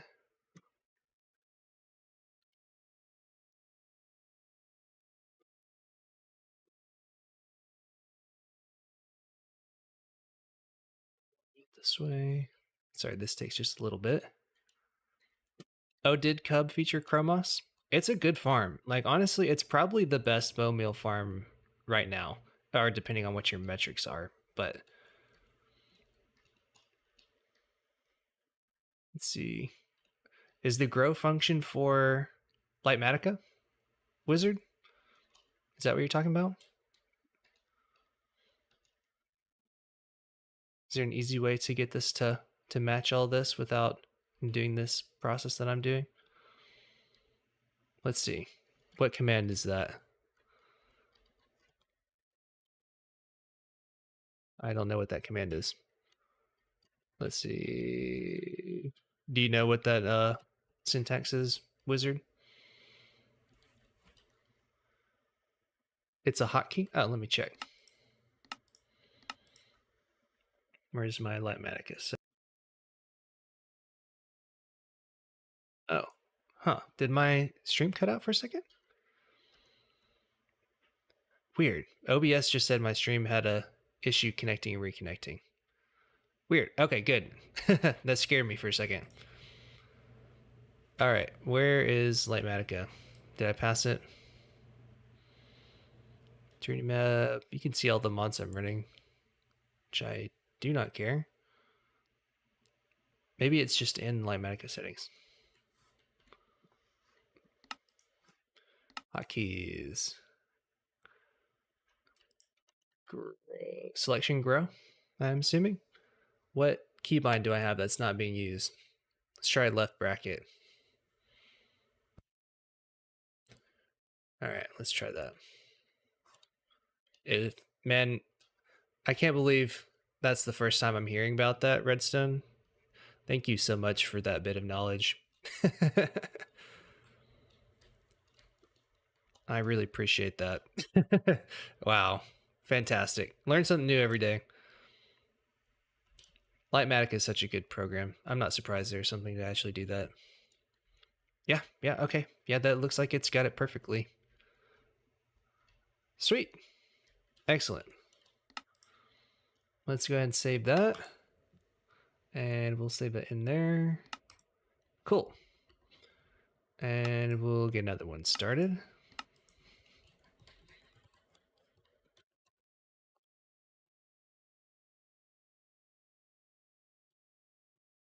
This will be the 8.8K.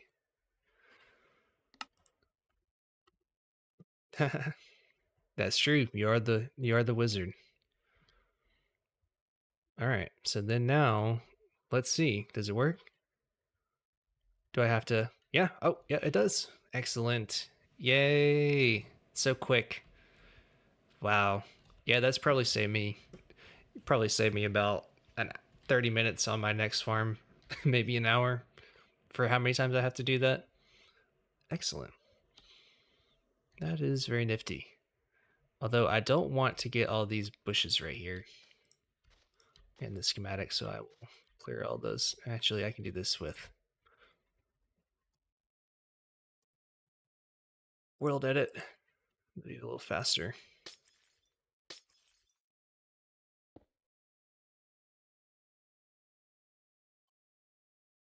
There we go. All right, and now we can. I don't know if it's gonna do this corner or the other one down if I scroll it right now. Let's just see. Yeah, it did it. Cool. It did the one I wanted it to. All right, that should be right. Let me double check that the other one's right, just to be sure. Yeah. Okay. Cool. Awesome.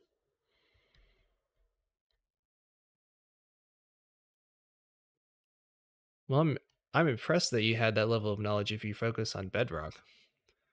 Cool. You should make Bedrock versions of some of my farms. I have a lot of people who ask for Bedrock versions, but I just don't have the time to make both, which is really sad. I just don't play Bedrock very much, if at all. I play maybe the mobile every now and then, very rarely, not very much. Let me destroy all these grasses here. I this. Let's do it this way.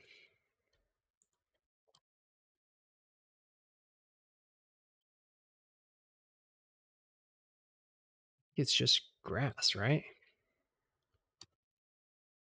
Oh,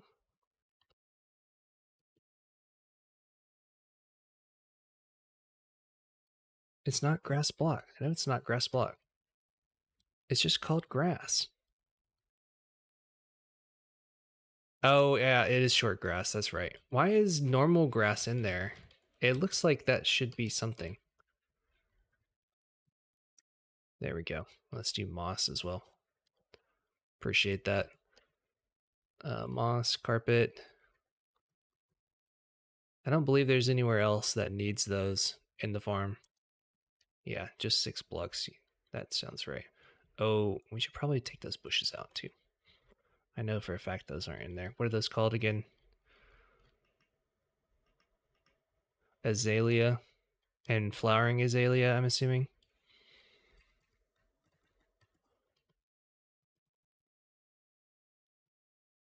There we go.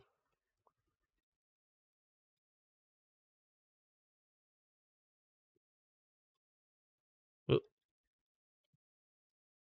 There we go. That should work. Yay. Okay, cool.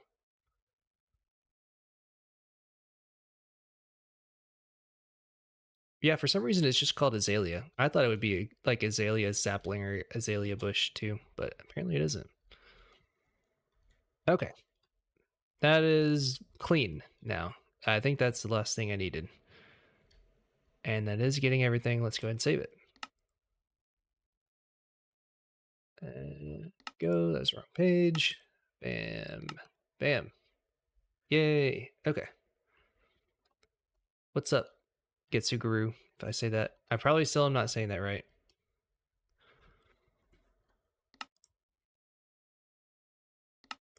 All right. So now we should be good to put this in the real seed that we have.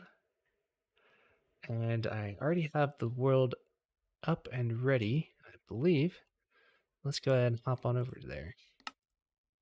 That's a very tiny splash text. And we're going to this one, I believe.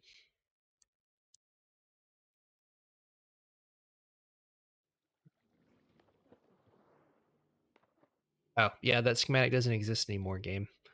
This is an older version of the farm. There are a few differences here. But we're going to get this fixed.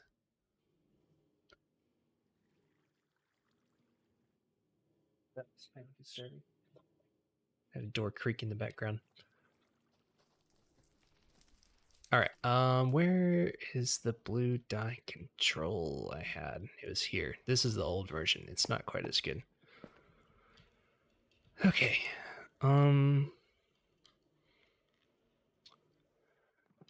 Is the looks like this is bone meal producing as well. I left everything on. Okay, that's fine. Oh, gotcha. The GA is a little bit more pronounced. Cool. Yeah, and if you load this farm in, it can sometimes do this nonsense right here, unfortunately. Really could use a chunk loader for this farm as well. I should start recommending that to people. There we go. Is that on a chunk border by chance? No? Oh well. Yeah, not sure. Really not sure what causes that particular issue. It's just unloading it can kind of mess it up a little bit.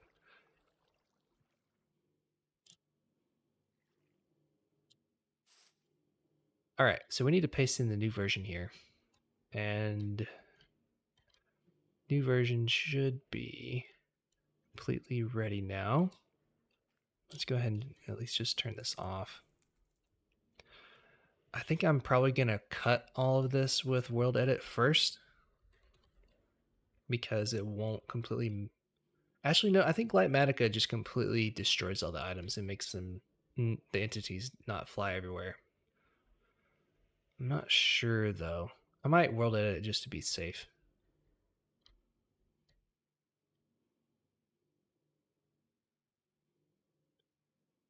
Does Lightmatica have the entities kind of like fly out whenever you paste it or not? I don't think it does. Let's just get that loaded in. If it doesn't work, we can trash it and start again. I have too many schematics in my folder. Let's see here. We want this one. Yay, there it is. Okay. When we need to rotate it, I think it's going to be 270 degrees. I don't need that anymore.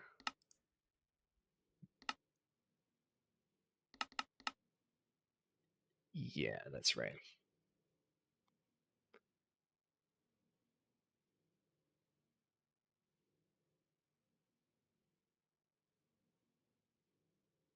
Yeah, I'm pretty sure that's the default that I have it set to. It is. This is I'm running complementary shaders. I believe it's reimagined, I want to say. The one that's it has the blocky clouds. I forget which one. I believe it's reimagined. But it's very nice. I love this shader a lot. These clouds just make me happy, and it's very, very nice shader that is very powerful.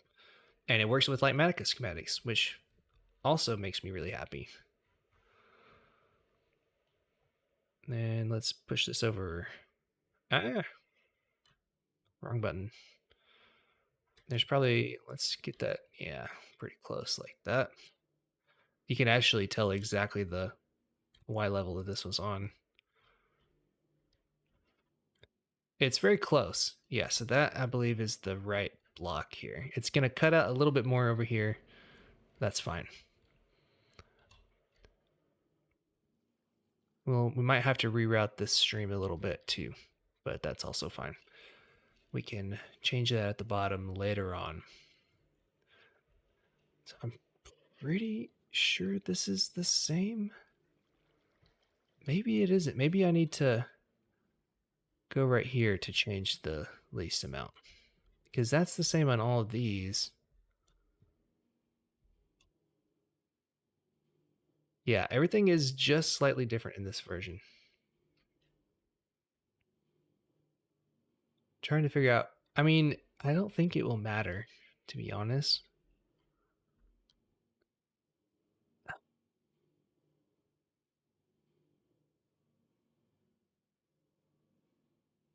Oh, okay. I guess I should line this up then. Yeah, that's probably.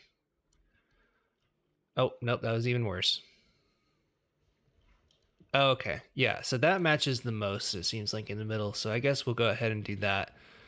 And it seems like it's going to paste over everything nicely, more or less. Yeah, okay. I think that's the one that we should do.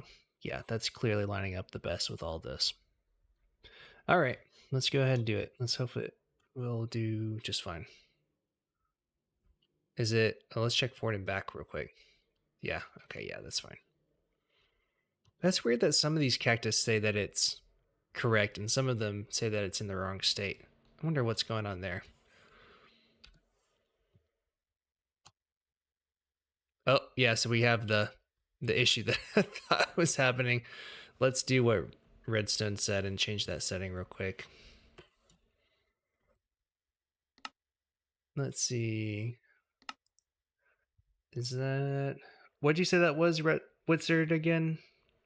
Replace something like or another? Replacement behavior.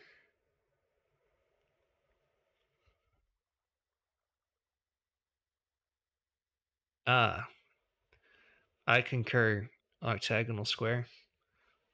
Placement behavior with non-air, none. It says all. Interesting. Uh.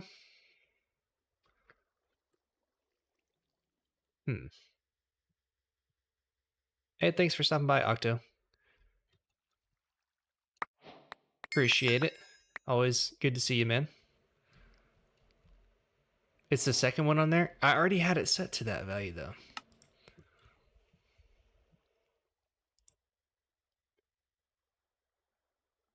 Is it something different? It should be all, right? It was already set to all. Oh well, I'll just kill all entities real quick.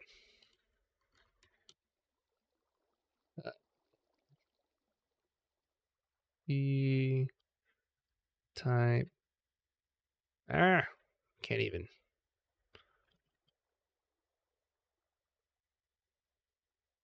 I got my caps lock on.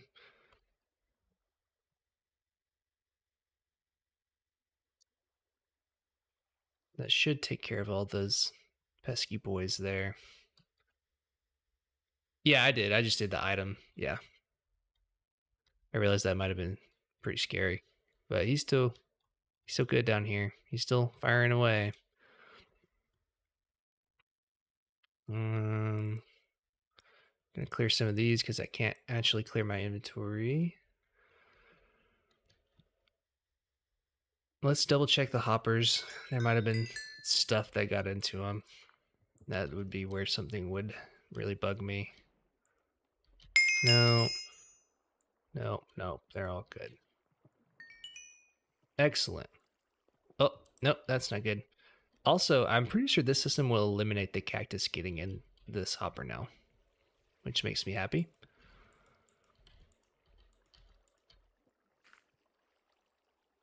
Pretty sure we should be good then. Look at all this XP. That's a fat amount of XP right there. Okay. I think everything should be good. I think we should be okay now. Yeah, okay, we're getting those in. Let's double check. I'm going to double check all the walls are sandstone. I know that was something that I struggled to actually find everything. Okay, sandstone. I had changed that. That's a funny flash right there. Let's turn the schematic off.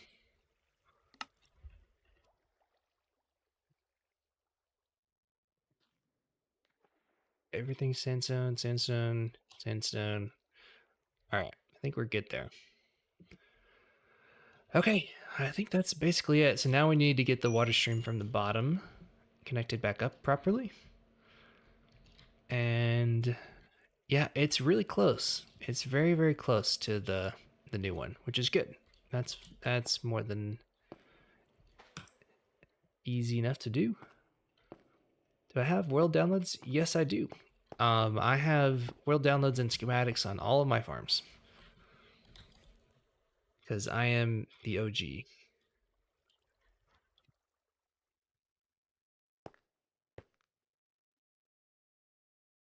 All right, do that one. Let's see here. What direction is this?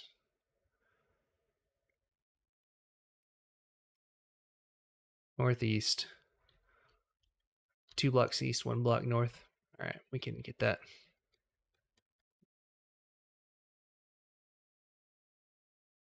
Let's see. There we go. Yay. Now we can fly through things in creative. So they're in the descriptions of my farms. I have pretty big descriptions a lot of the time, but the world downloads are all in there next to the schematics. All right, so we're going 2 blocks east, which yeah, was this way. I should probably take all this out, but we can worry about that later. I don't want the placement origin to be here. Oh well. 1, 2, 3. Okay, so that should be here. There we go. So what's the best way to do this? I don't think that'll be affected by the Wither Skull tunnel. Oh, look, he mined diamonds for us. That's great. If they went straight, it would actually be a pretty good tunnel bore. There's probably a way to turn that into an infinite tunnel bore, but those blue skulls don't come around often enough to really do very good science with where that's going to be projected. If you can't find it, let me know, Redstone Wizard. They're in all the descriptions of my farm YouTube pages. There we go. All right, let's get all these up. And we can get this unmade. Bam, bam. Bam, bam. Like, oh, did I get one more? I went too far.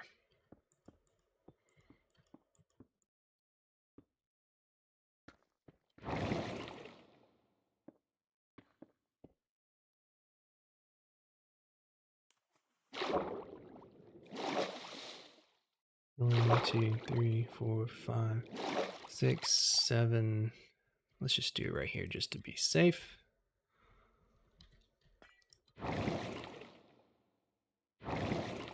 Oh, there we go. Oh, what did I break? Deep slate.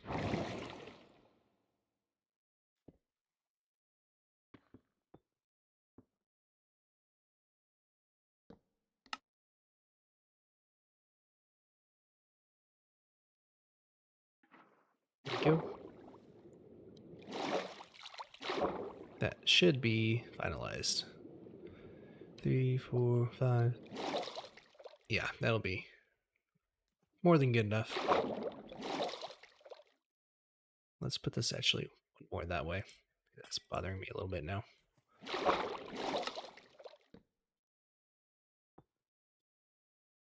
Okay. And we'll do this one. Oh, that's still waterlogged. That's not good.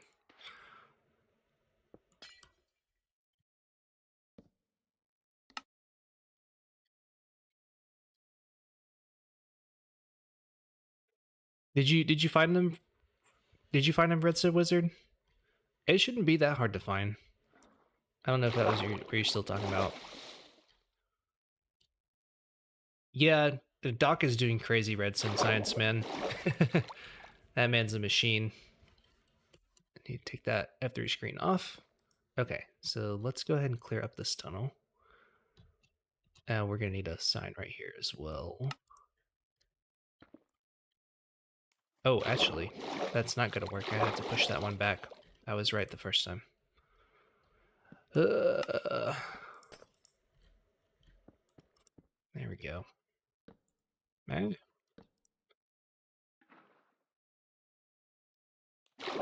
Oh, okay, gotcha. Yeah, they're not hard to find. I thought you were like having trouble finding where they're at. I was like, oh no, something happened. But yeah, they're just in the description of my stuff. There we go. Actually, let's do the placement from this block so that we can turn it into water later.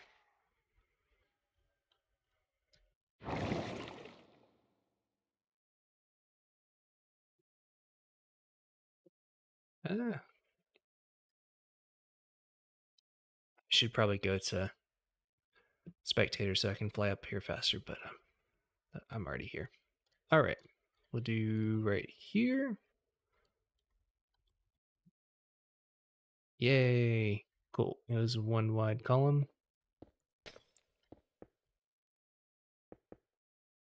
Bam, bam, bam, bam. We'll have to do the walls of that cave down there too, if I remember right. Let's set all this to stone.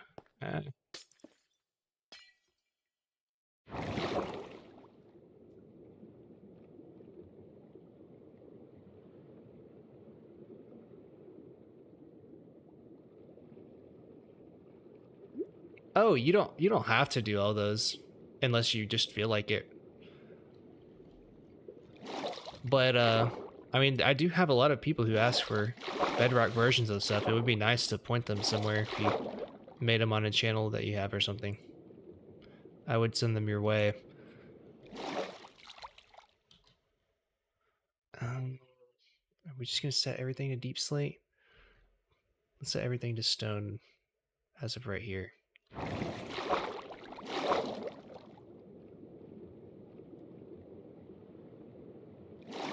There we go. And then we can set everything to deep slate down here so it doesn't look weird.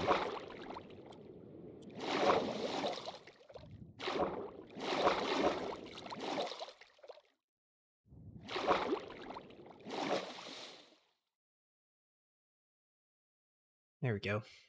Excellent.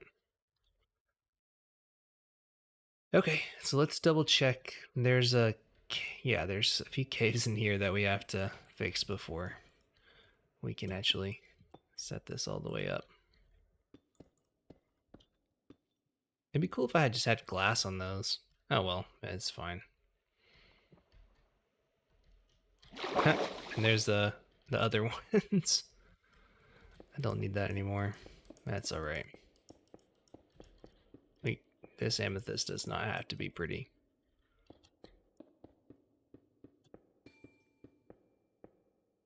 That's perfectly fine. Should have done glass, but you know, it's all right.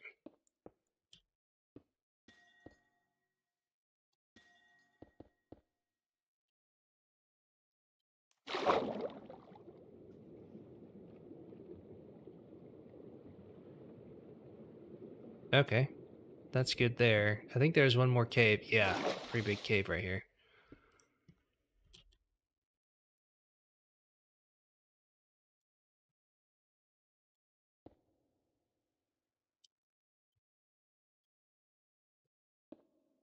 Let me take out these first.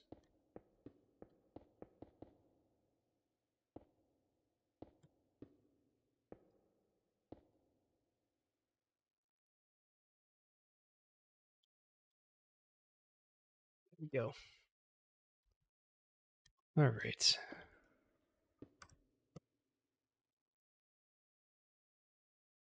And one more. Cool. It's a pretty nice cave for to have items going through though. Kind of neat that it goes through this. All right, just gonna make sure that there's no air spots or anything. Look, there's one right there that I almost missed. Don't need that.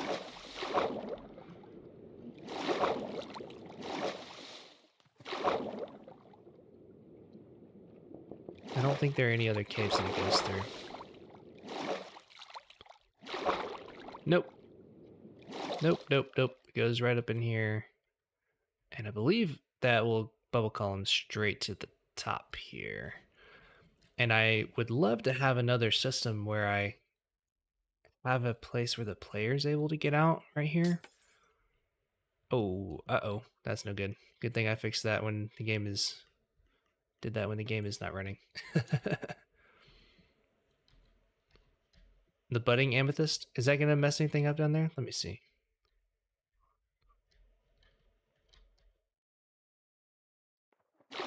I don't think there's one in the middle of the column, is there? Oh, there is. Thank you. Yeah, let's take that out. Honestly, we don't need this anyway.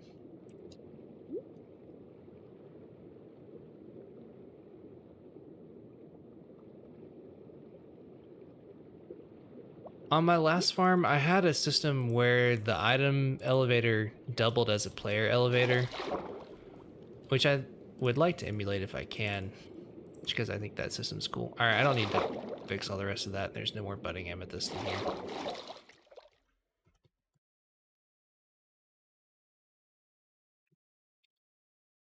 So I'm fairly certain it's still extremely possible to do that. Because at this point right here, that's being dropped right there. So that's fine. If I change this, or if I have a little door that's right here, that should work.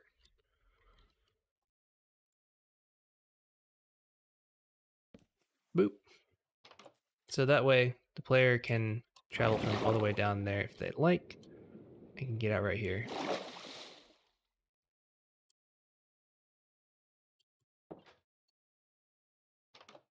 And then that door being closed will make it basically just like the wall is there anyway. And we can do a little ladder.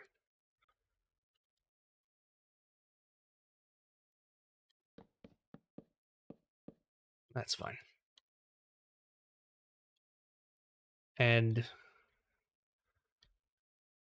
I really like to have these smaller details on this version. And we need a drop chute as well to get down here. And I guess that can kind of come out this way and go up in here. Yeah, that's what I just did, swapping between spectator. I was just doing it the other way while I was checking this stuff. So the best place for another drop shaft is probably right one block this way.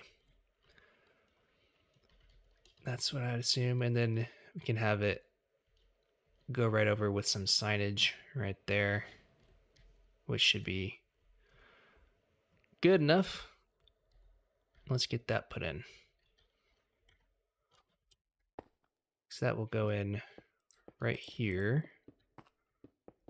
This is just a survival friendly tidbit that is very nice to have pre-built into the farm. Did I lose my axe? There it is. Let's go down.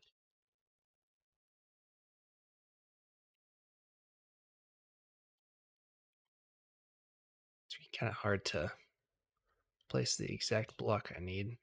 I think that should do it. Did that get it right? Yeah, that's basically exactly what I needed. And bam. And then right here, I guess we can do another door.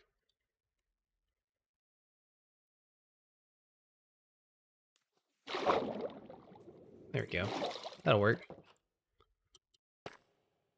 And then over here, we will just take it on down to where the wither is. Put some stairs in here, maybe. Let's see. Maybe I should take it one over. I don't really want it to be looking the wither dead in the eye right there. So let's take it up from like right here.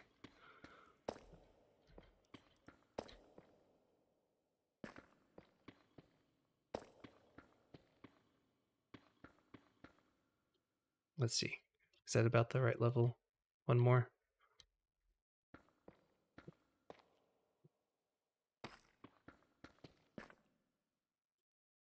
There we go. Perfect. Yeah, the powdered snow is what I went for last time. I'll go ahead and keep it the same way. I like the powdered snow carpet trick.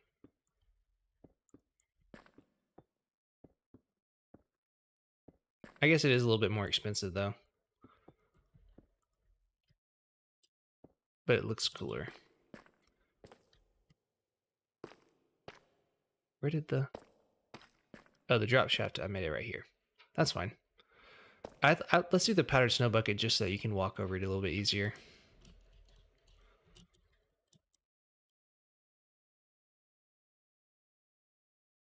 And carpet. This one matches deep slate. Nope, I just destroyed it. There we go. Yeah, you can still walk on it. You can still go up here.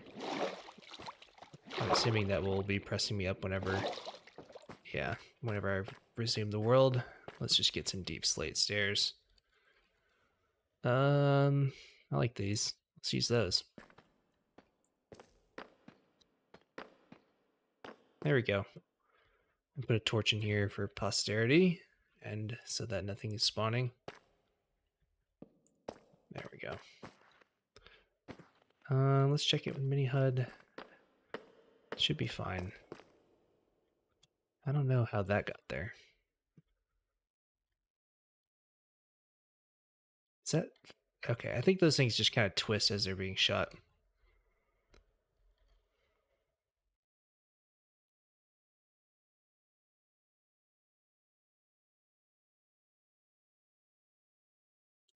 Yeah, powdered snow with a carpet is a little bit cooler in the water. Both of them work. I just have this way so you can walk over it right here. But I need to double check the sides of this because I don't want any mobs getting in here. I guess mobs are animals, I suppose.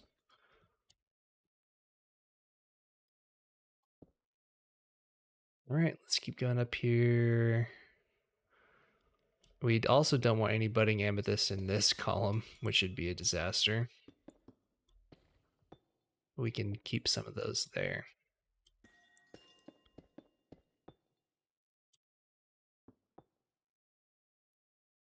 Yeah, okay, none of those are budding.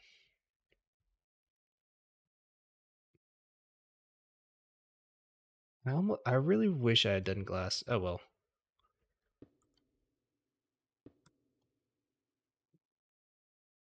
Is it this one?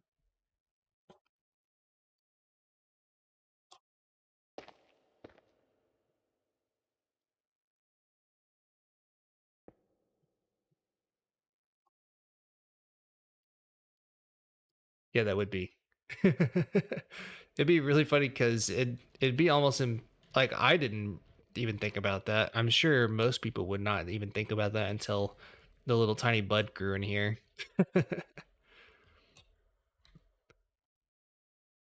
Okay, I think that should be all the things we need.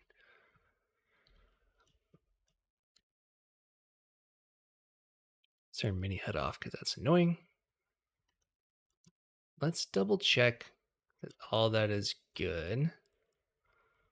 We'll resume the farm and see what area. I'm doing this manually, by the way, because I have this book and quill that I want saved. I guess I could toss it out. I'm sure Scar would find. Scar would find a way for that wither to get loose and kill everything. I would love to watch that video though. That would be amazing. All right. All right. Let's see what broke. I don't think it should. There is bubbles all the way up. Confirmed. Excellent. Nice. Nice, nice, nice. Everything down here should be good. So all these items should be pushed along this wall here. So none of them should even get close to going out this door when the store's open. So it should be fine. Let's double check the flower farms right here. And I also need to get formal rates for these blue flower farms as well.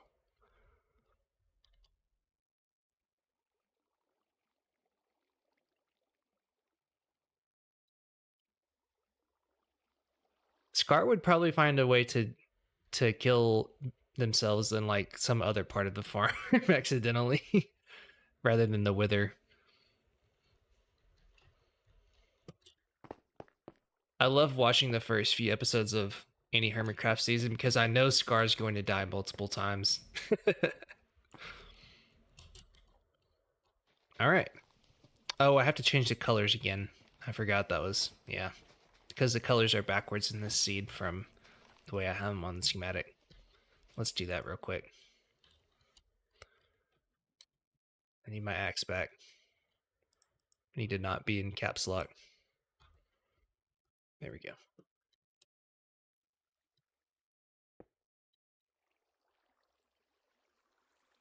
Let's do like right here.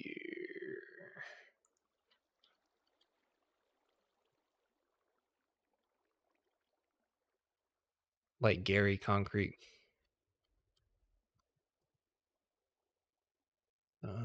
Blue. There we go. So now we do this side.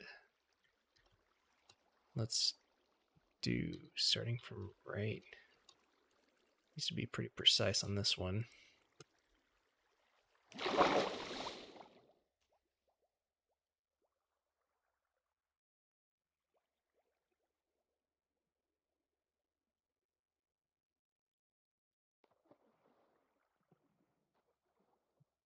Yay. There we go.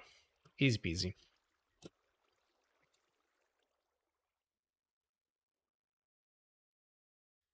I don't think caps lock matters on Java for most things. It just bothers me for reasons I can't explain. It might mess something up though. All right. Oh, these few blocks over here didn't get. Let's see.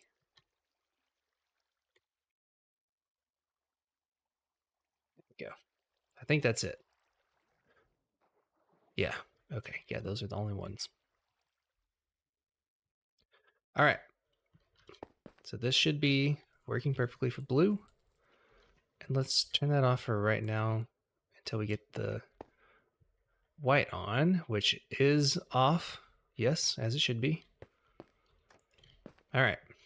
So let's get that on. We have the single ingredient crafting on. Bone block conversion is also on. Excellent. That's how it should be.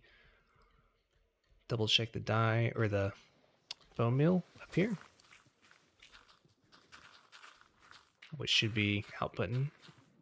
Yep, there we go. Excellent. All right. So now that that's going through the farm, we can go ahead and start this up. I'm curious to see. I'm predicting about 4,000 per hour based on my previous farm rate. Let me see what I had.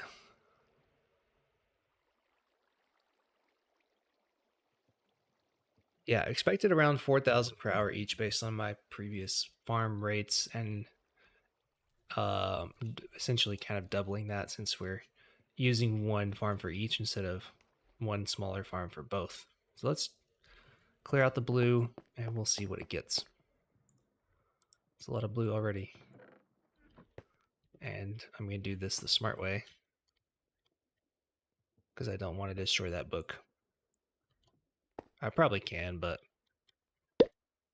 I want to keep this as like a little guide to operating the farm and set it in here somewhere. All right. Didn't mean to toss that time.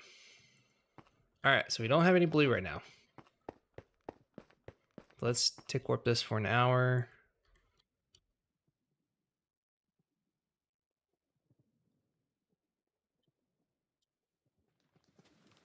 Double check that this isn't emptying, which it shouldn't be. Yeah, okay, yeah, it's going back up to 64.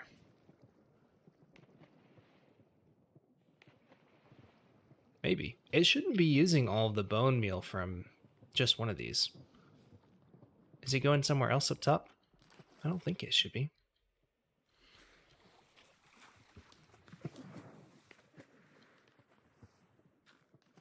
It shouldn't be filling anything else up. No. Oh well, we'll see later on. That kind of bothers me slightly. Okay, yeah, it's going up to 64. Crisis averted. I was about to say, that shouldn't be using more than that amount of bone meal. It's doing pretty good, though. It's cranking out. All the items, nothing's getting stopped up over here. The seed converter to bone meal seems to be working flawlessly. This is another little extra system I put in. It's just a little item filter for the seeds and a very low-tech system to dump it into this water stream as bone meal to not waste those. Yep. And this is where the extra bone meal stream connects to the normal item stream as well. Seem to be doing pretty good so far. Thanks, Colin. It is very beautiful. We should be getting a lot more than this per hour, though. We should be getting 4,000. 4,000 is a lot. That's like a whole double chest, I believe. Let me see.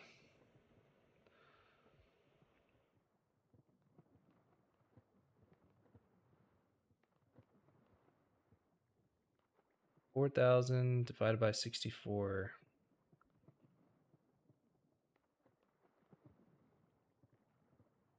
62.5 stacks predicted. We'll see.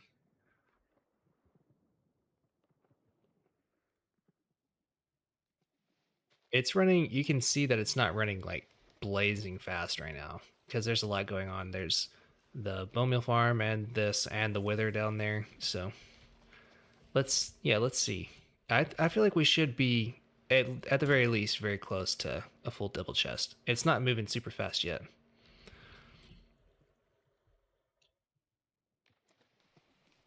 It was very nice to watch the system play out though, even though we can't have shaders on if we want it to go faster.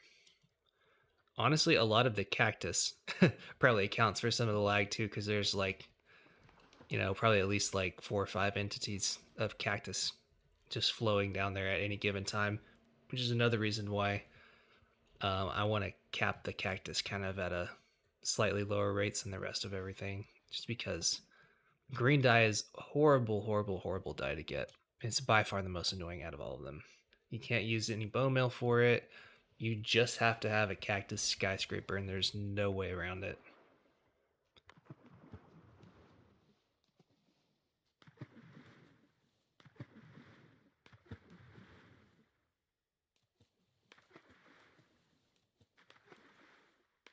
Oh, I think Wizard's right. Getsuguru. It's double chest is 54 stacks. It should be 9 times 6. 9 times 6 times 64, I believe. Yep. Oh yeah, it's easy to. It's kind of hard to do all that math, especially if you're doing it in your head. I only know it because I work with these so often. I've done that calculation too many times to forget that specific number.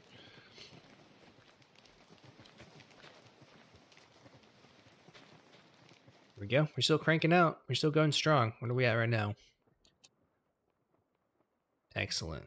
Yeah, I wish there was some sort of progress bar for tick warps. I think that would be really, really useful to be able to see about how far you are in it.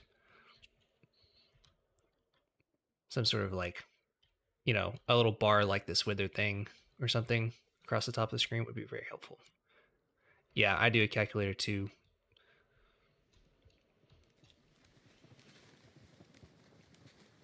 I use my phone calculator or like the little Windows calculator like way too often. Sometimes if I'm feeling fancy, I'll use my like super fancy graphing calculator from my engineering class because it has like all of its history there. And but I have rarely needed to use algebra for rates equations in Redstone.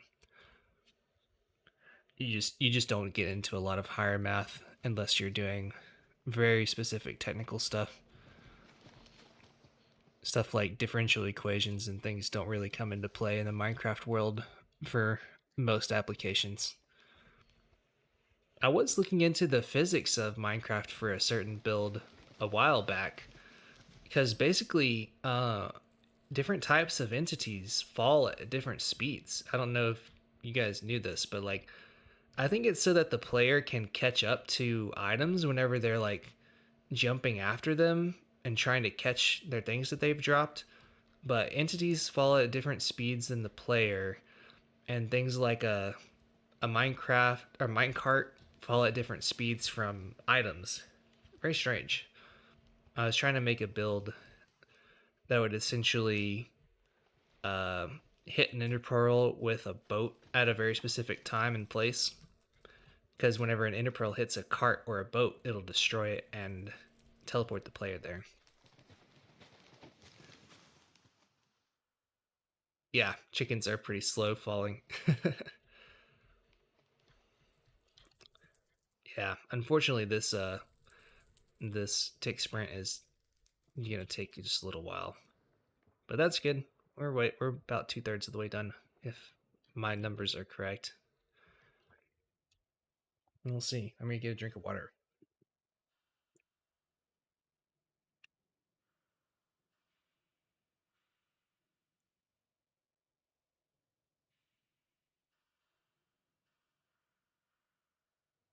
Mm. Is there anything else to look at the farm? I think everything else is working perfectly. Let's get a cool, let's get a nice view of how everything's looking out.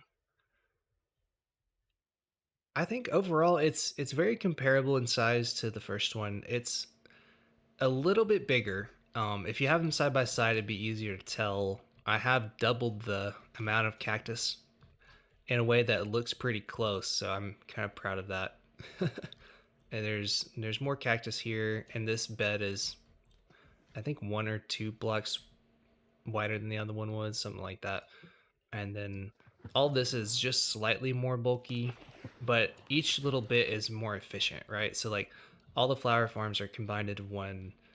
All the green dye is being automatically smelted in this system, and then the cocoa bean farm is being more optimized for higher bone meal flow.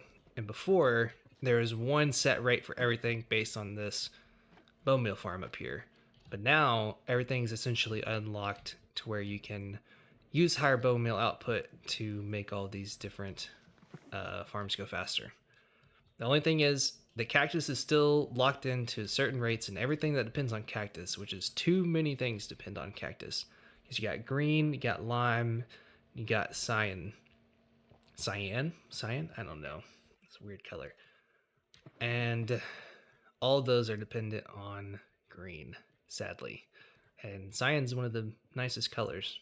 So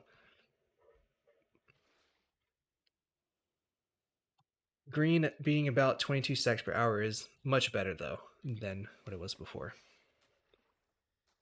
Yeah, sea pickles. So the reason I haven't done sea pickles, and I really was wanting to automatically smelt them, but the thing is, the auto smelter uses all the bone meal from this farm to smelt the cactus, right? And the thing, if you have a sea pickle farm, that takes bone meal to generate sea pickles, and you can't automatically smelt them with the same amount of bone meal as you're growing the sea pickles with because it's two sources of bone meal and it kind of halves your rates basically. So what I did was I just extended the green a little bit, which is much easier to do just one time, and then you get essentially what are the same rates for the sea pickles as was getting before without actually needing to smelt them. But if you want the sea pickle item, you could totally hook that farm up in here, like, right back here somewhere. And it would get all those for you. No problem.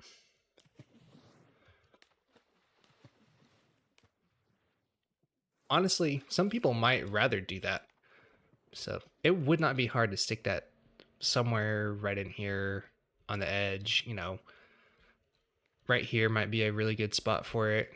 You could kind of clear out this stuff pretty fairly easy, I'd imagine, maybe. So that was the reason why I didn't have the sea pickles in here this time. As much as I do like them. Is it still going? It's still going. Well, I guess that's good. It means more blue dye for us.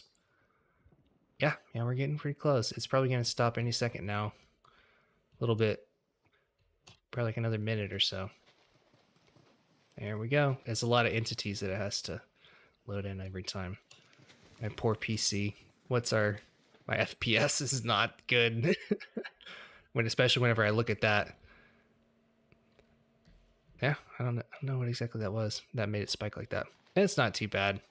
Could be worse. I've played Minecraft on 30 FPS a long time ago, so I'm no stranger to the lag, but it doesn't look as good on YouTube, unfortunately.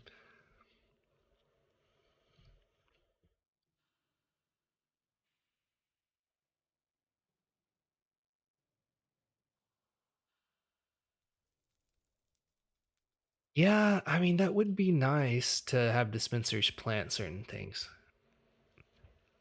Right now, they're kind of restricted to bone mailing, aren't they? I don't really think that dispensers can plant any seeds. What are you doing down here? Is there a spot that you could spawn? Oh, I think when I pasted this, I took out all the torches I had. Let's get that fixed. Yeah. I had a few torches on this level. I have night vision applied. It's a little bit dark under the farm. We can try and spawn proof here too. Oh, get back here. There we go. It looked really funny while it's going really fast.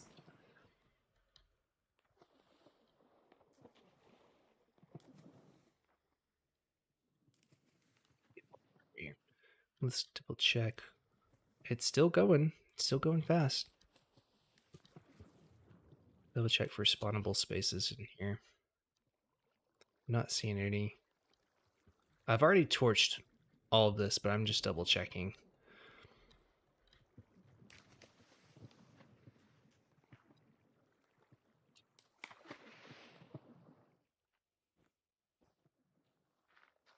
Yeah, I had already given myself a lot of strength to one-shot them in creative, but it is kind of hard to hit them when they're going that fast.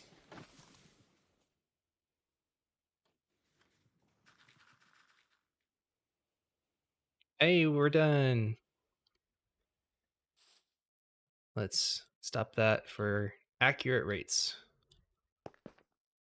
Yep, we got a full chest and then some.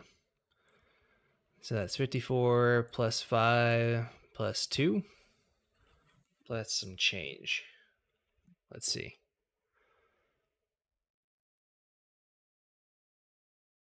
61 times 64 plus 45. Yeah, I'm getting 3,949, which is basically 4,000. I don't like inflating rates, but if it's by 50 out of 4,000, I think that's probably all right to say that it's 4,000.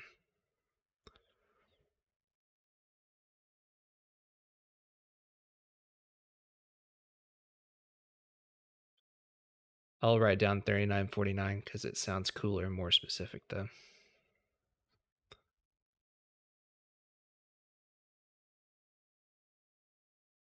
I like giving the exact numbers in my videos just so people know that I'm not making it up. Because a lot of times you can tell people make it up because they'll be like, oh, 10,000 per hour. Like, really? You got exactly 10,000 per hour in your testing? That's funny. That's statistically improbable. But I know, rounding up it sounds nicer, so I get why they do it.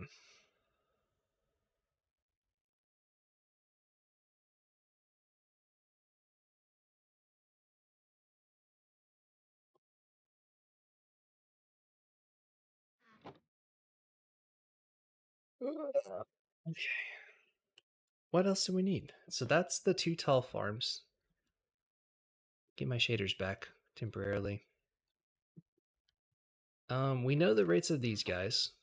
We know the rates of these. We just got those. That's the same as blue. Got those. We can double test the crafting ones, and they're gonna be just hopper speed. We can double check. There's a little bit of. We could also get this one too. I don't know the formal rates of how many dried kelp blocks per hour extra it gives me. We can turn on green and see what that turns out to be now.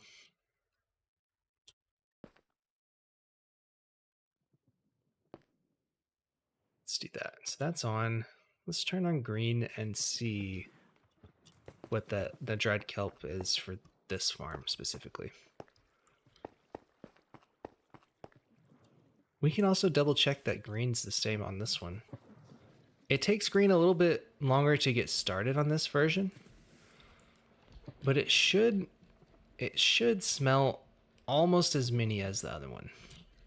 So we can do both. We can test both of these at the same time. So that's clean. That's clean. Buy shaders. There we go. So on this version, it takes a little bit longer. It has this kind of initial time until it fills up the cart for the first time. But then after that, it kind of goes just as quickly for the most part. Because it fills up this cart to where it's all the way full, and then we'll dump the whole cart into here, and then once the cart is empty, it'll go back in here and start loading up again until this hopper right here is full. Yeah, that's fair, Redstone Wizard. That's usually what I do most of the time.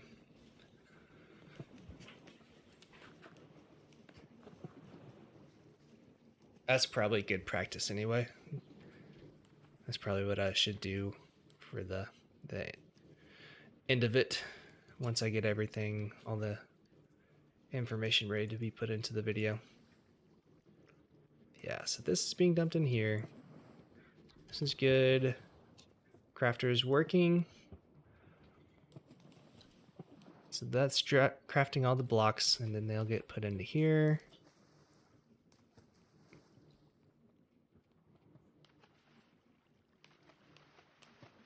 I feel like that should have gone already. You're 2. Maybe you're supposed to be 1. No, it's supposed to be 2.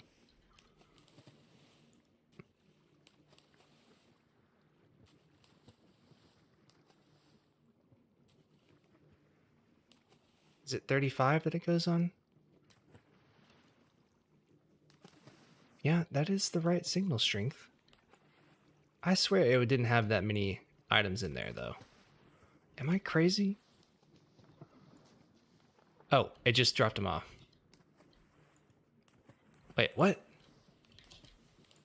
Am I looking at a different thing? What? What is happening? Are y'all seeing that? Am I crazy? It said 18 and then 40. Am I clicking different items? There's nothing in that one. I am so confused now. I swear. Multiple carts. Oh, that must have been a pasting issue. Thank you for that. Yep, see, there it goes. That was definitely a pasting issue. Yep, oh, that's broken over here too. There we go. Oh. How did that mess up? What was that from? Did I not get a lever? Oh, I don't think I copied the lever over. That's fine. That's fine. That shouldn't affect anything, I don't think. There we go. We might have to restart this warp.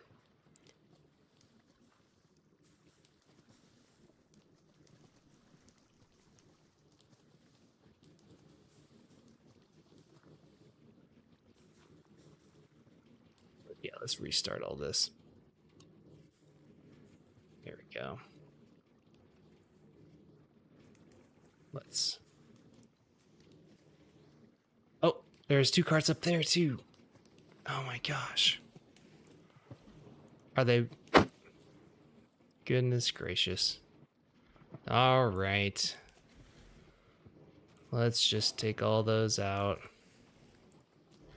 And take all that out. There we go.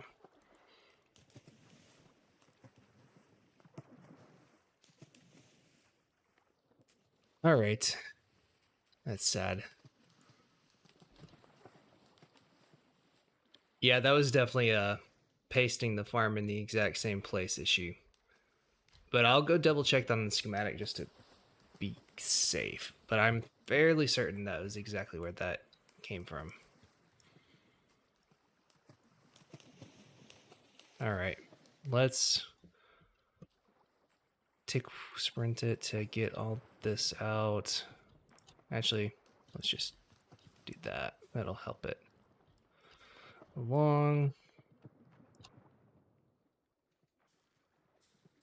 There we go. Do we get extra in here? All right. That'll be fine. Didn't even dip into those at all. All right.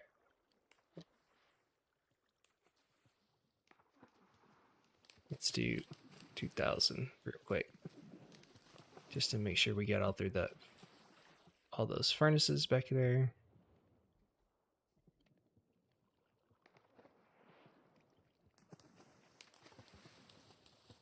Get just a few more, and then we can get a fresh start.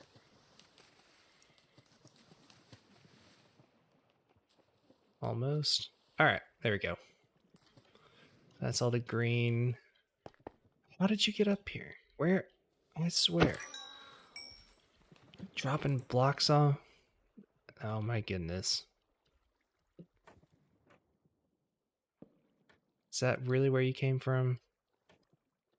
Thought I already got most of this stuff. That's probably not coming from over here. Oh well, that's good enough. As long as he doesn't drop it on my farm. I could turn Bob Griefing off, but I feel like I don't want to do that for this world if people want to test it for other stuff. All right, let's. Oh, I forgot I didn't even turn that off. That's gonna not be what we need. Yeah, that was not good. Oh well.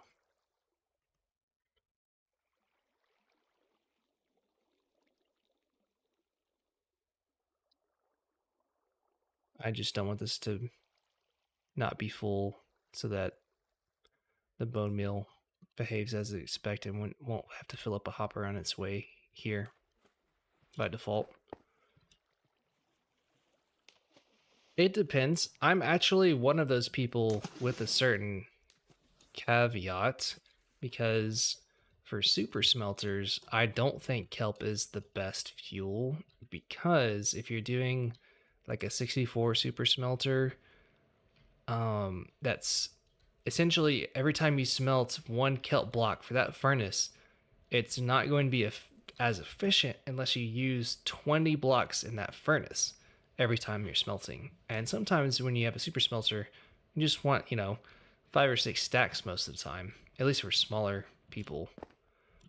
It's based on the size of the smelter and it's based on how much efficiency you're willing to lose. If you have a giant contraption, it doesn't matter because you have enough fuel and you don't care.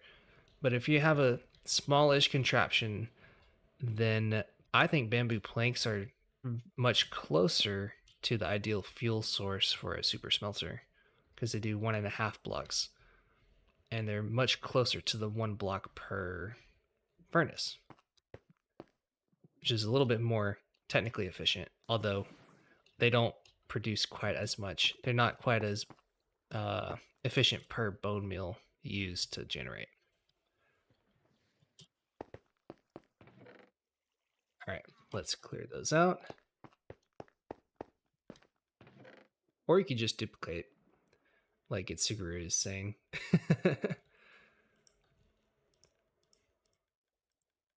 Typically not about that route for most things. However, I don't really care that much. Don't understand why people have such strong opinions on those type of deals. All right. Let's go ahead and start this. Where are those coming from? Where are the green dyes coming from? There's no furnaces going anymore. Am I crazy? What? Yeah. What? Oh, how is... Ah, that's what it was. I swear. I'm just gonna break this. I don't care that much. Get out of here.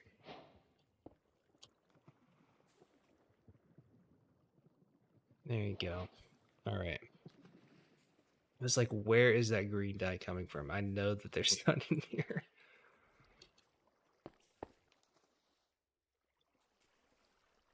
Yeah, I'm of that opinion too, Redstone Wizard.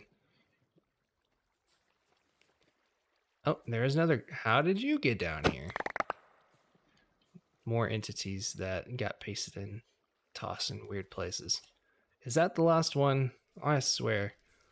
I'm mad at all these carts now.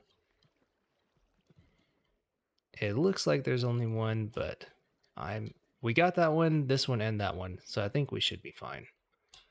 I don't think there's any floating around under here anywhere. Oh man. All right, let's try this again. Clear out all that green dye that made it its way in here. We need the most accurate rates. All right. So white is going, or bone meal's going. So let's do this and clear out the kelp. Yeah, okay.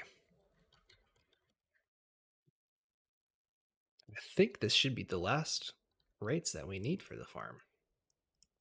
For this version, at least.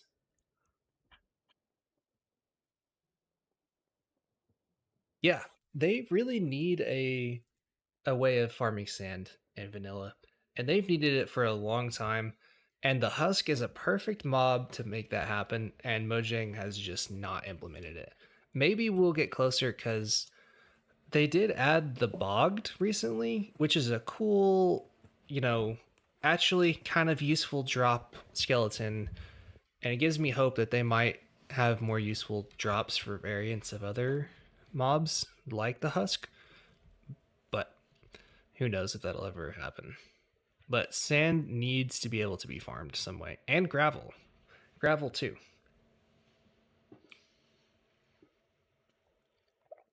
Gravel's worse to get than sand is because you have to swim down in the ocean or build a giant. I guess gravel has bartering farms, so that's not entirely unfarmable. I guess that's acceptable, but sand doesn't have any kind of counterpart like that.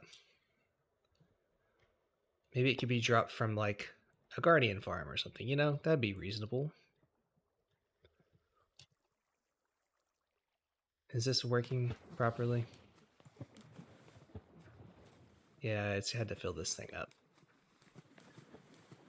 That's fine. I feel like that's fair to count it towards those rates. Oh, well, that's not on. I'm stupid. Did I literally turn green off? I turned green off instead of on. I'm so, okay. Do I have any of that? No. Okay. All right. We're gonna start this again. Yes, we are generating. Let's do it.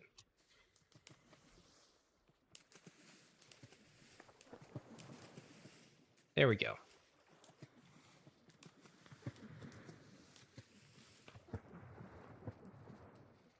So this is a pretty good amount of items smelted per hour from this thing too. Like honestly, you could use this with other fuel if you wanted to take the time and make some sort of system over there. It's not really worth it in my opinion. You could just divert the bone meal somewhere else and have some sort of smelter that it's actually easier to input your items in somewhere else. Yeah, wandering traders don't count as renewable items, man. If there's no way of actually like keeping them from despawning, which there isn't, I believe.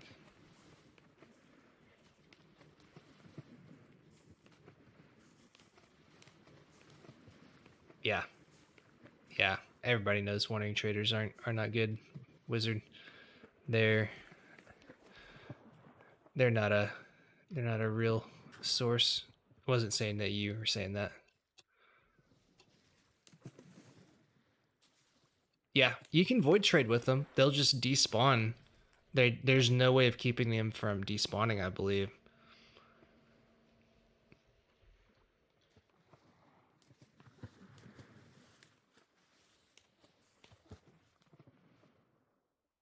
What are we looking at? We're just now starting to get some green in. We should start getting a pretty much continuous flow here now. Let's sort that. That's bothering me.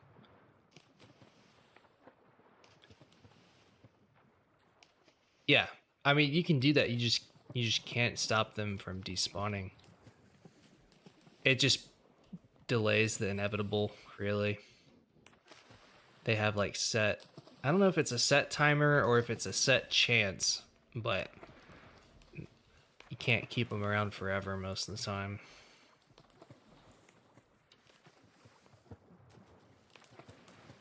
Yeah, yeah, they have a set time. Yeah, okay. I forgot uh what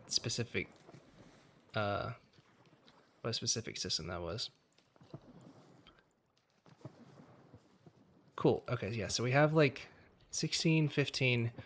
This one's getting close to being filled. So that means that we have a pretty good amount of time where both of these are being filled. So there's not going to be very much leeway in between when this isn't smelting and whenever this isn't full, which is a pretty good system. There's probably going to be like what,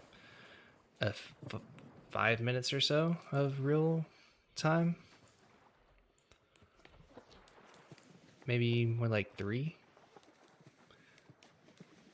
Might be more like 1 or 2 minutes. So it's pretty efficient. It's not quite as efficient, but it's pretty darn close to the other more bone meal version.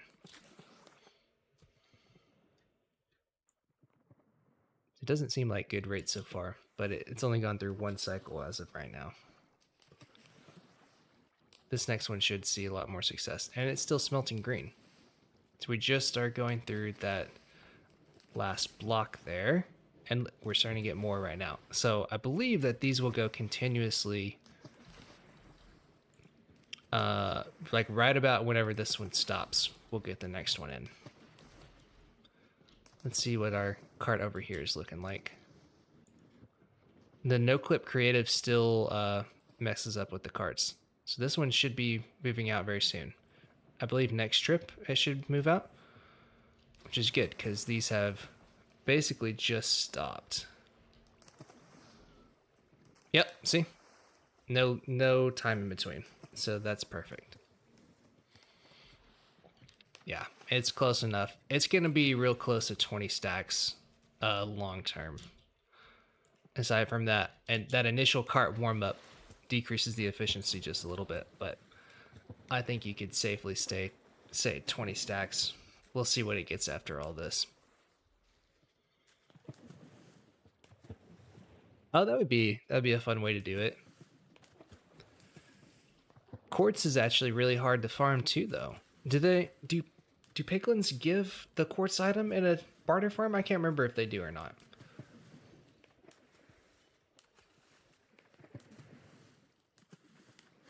I feel like they do. That's got to be something they trade for, right? Yeah, barter farms, yeah. And then you can autocraft it now. We have a little kelp that's stuck right there on the edge. I'm not liking that. That's the first time I've seen that actually happen. At least it's probably pretty rare. Oh, well. It'll be fine.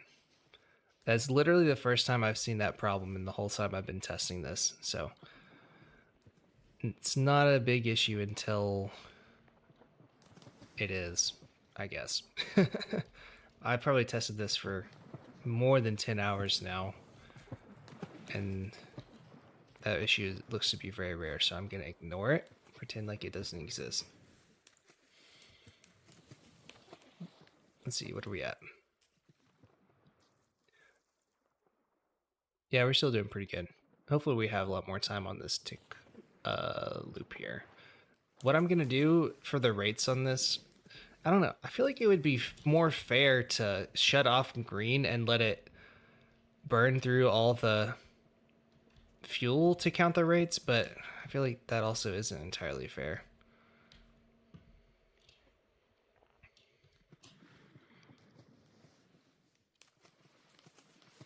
Okay, so we're on a little bit of time. Yep, and then it goes again.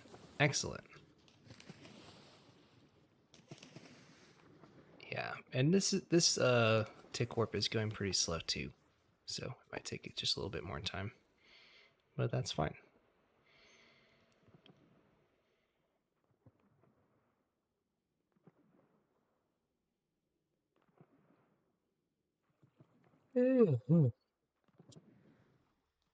Man, it's getting pretty late.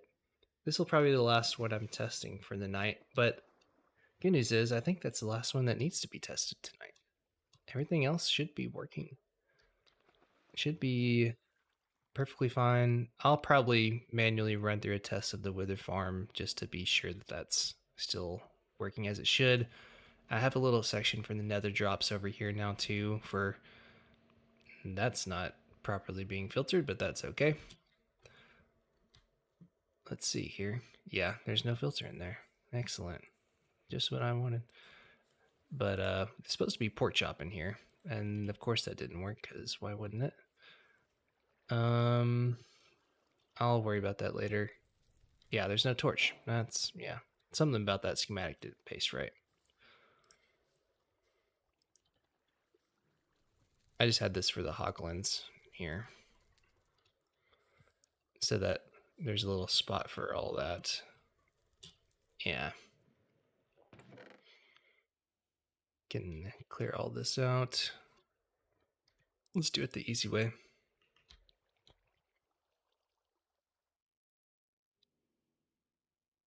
we go. Cool. Just let all that stuff despawn in the next 5 minutes because I don't care. Check the dropper below. What dropper are you talking about?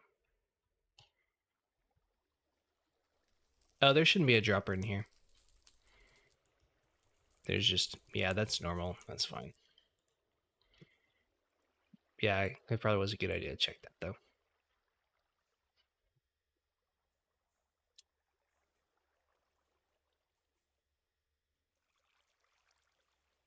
Yeah.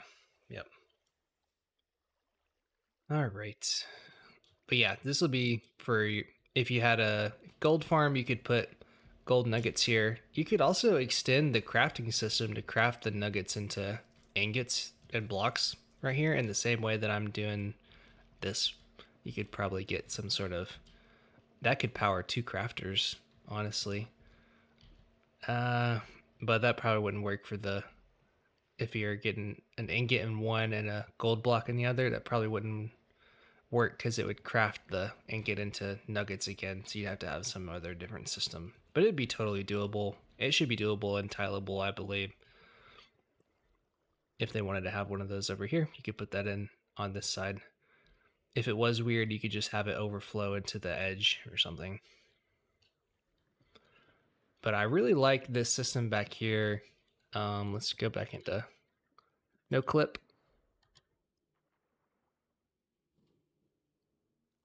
I like this new system I came up with where it pushed the crafting on the underside back here. Because previously I had it on barrels in front of this ice, and it was just not as nice, not as good for storage.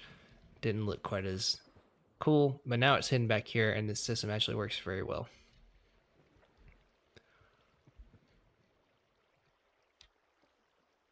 Yeah, there are tileable crafters.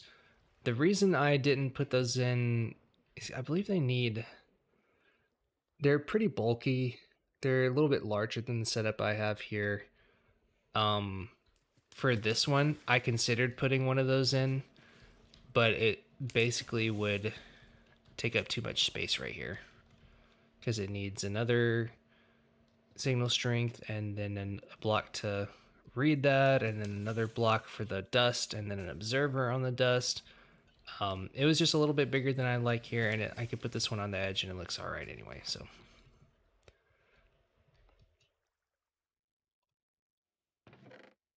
is that warp done? It's still going, man. You're still getting green dye. Cool. Well, that's good rates at least. As long as it gets more than 2 rows of this, I'm cool with it.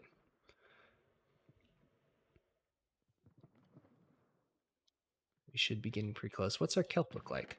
See, 16 dried kelp blocks. That's just extra. That's just because this thing makes too much. I had to put an overflow for the kelp just in case, because the long term, over the really long term, all of these would get filled up with kelp blocks, which you don't really want this to have stacks and stacks of kelp in it and be smelting the green 24/7. I mean, you could have that happen, but I prefer to have a little bit of the kelp go into storage every time.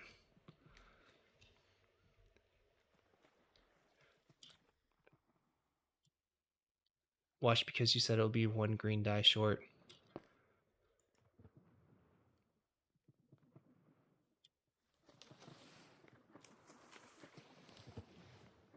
It should be pretty good here. That's pretty darn close to the other one. The other one was like, yeah, that's only a few stacks short of the other one. That's perfectly fine. All right. All right. All right. What's our rates looking like? 18. Let's say 19 stacks.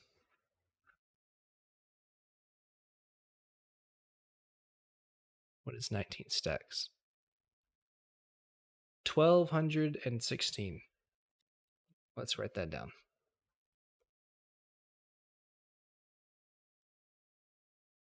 That's for the 1.7K version.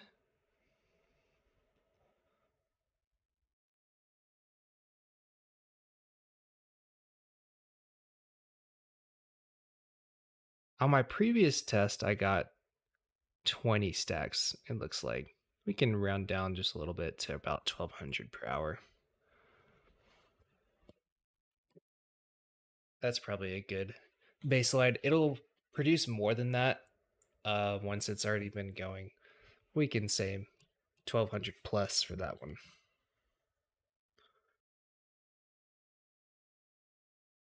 1200 plus.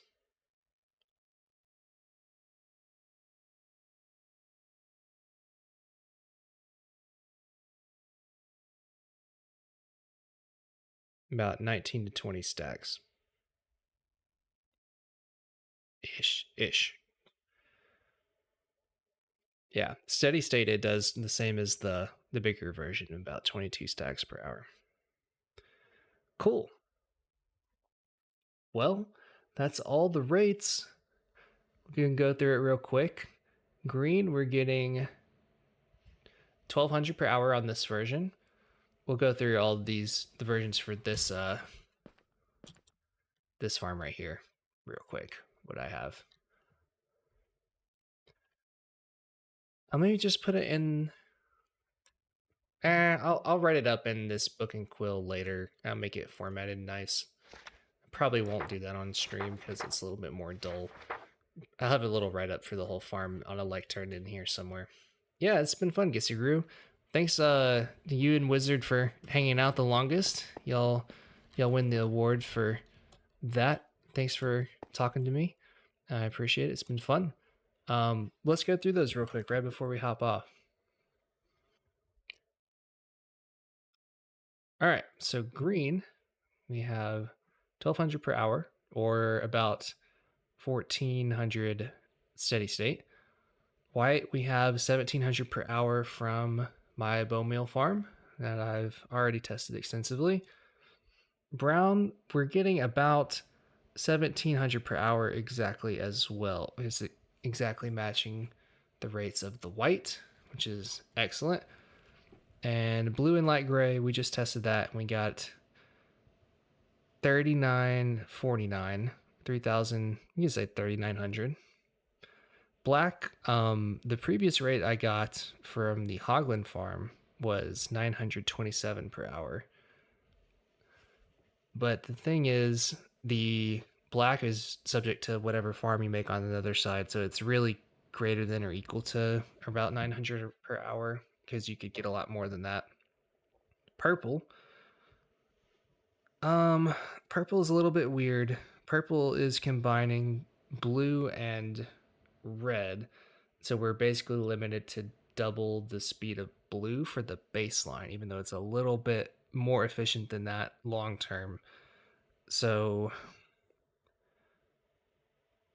the two tall flower farms, we're getting 3450. The blue and light gray, we were getting 3949. So that means that we're limited to 3450 per hour for the purple too. Yeah, so that's what I had written down. That makes sense. Cool. Yeah, so 3450 per hour for purple.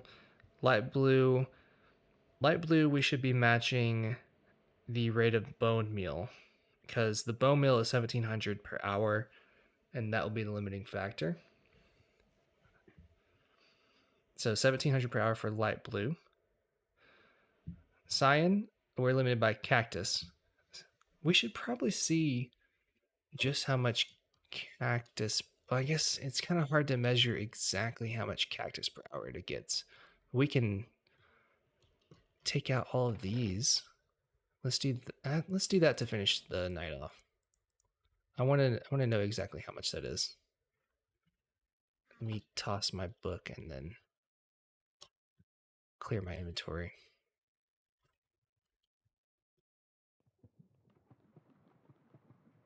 Yeah, Doc and Ether are both awesome. I don't watch as many of Doc's videos. I I like Mumbo, but he's not like the most technical Redstone player.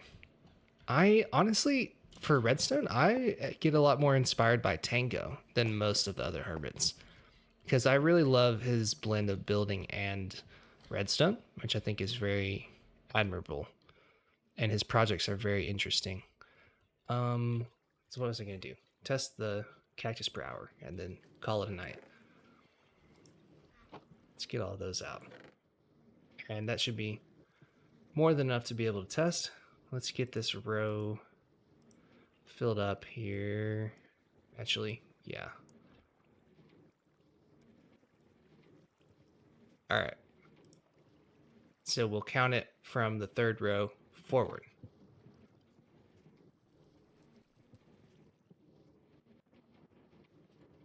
There we go. Yeah, Mumbo is a redstone communicator.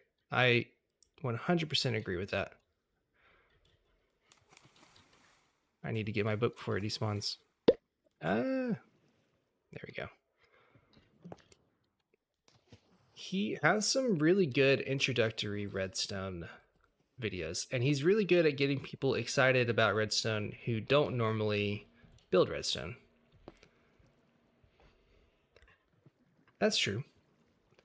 They definitely do. Mumbo has more of a redstone identity, I guess you could say, than those guys. But the whole hermit, you can't watch Hermitcraft and not be impressed by redstone by any of them at some point, even if it's something simple. Redstone's a cool tool to be able to do fun things in the game, even if you don't always understand the specifics of it. If you have an idea and then you want to learn about how to make that happen with redstone, that's how you really start learning. They say, oh, I want a lot of bamboo. I should try and make a bamboo farm, but I don't know how they work. And you just go build one and you learn, okay, why is this like this? Is there a good explanation? Is there not? That's why I try and explain my stuff as best I can for people of all skill levels to know. I mean, something like this obviously is a little bit harder for someone who is just getting started with redstone to understand the intricacies of maybe something like this. You know, it's kind of hard to decipher this if you don't kind of know the general theory of what's going on. Yeah, Cub is good at redstone too, man. There's a lot of talented people on there.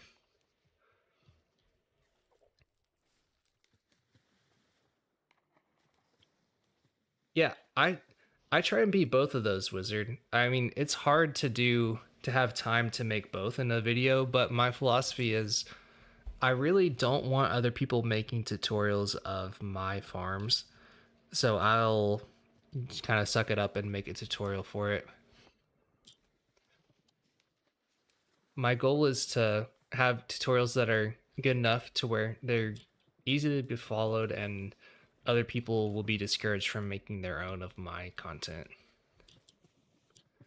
Just because I'm not a fan of the tutorial culture, I guess you could say, of taking lesser known creators' builds and making essentially their channel's livelihood off of things other people are making. Unless that person was never planning on ever making a tutorial and they asked them and they said that's okay, and then, you know, because that's kind of a different story. Like for something like this, I'm actually not going to make a block by block tutorial for this just because it's really impractical. It would take me just literally days to make a block by block tutorial for this thing. I'm just going to drop the schematic like I did in the first one. And it's also, it just saves you hours and hours and hours of time building it by a schematic anyway.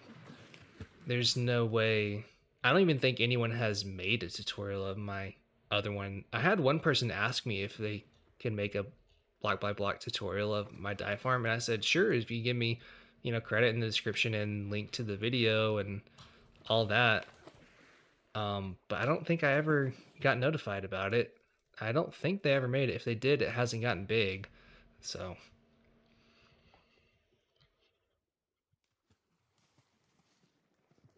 We'll see. All right, what was I testing again? Cactus? Let's see how that's doing over here.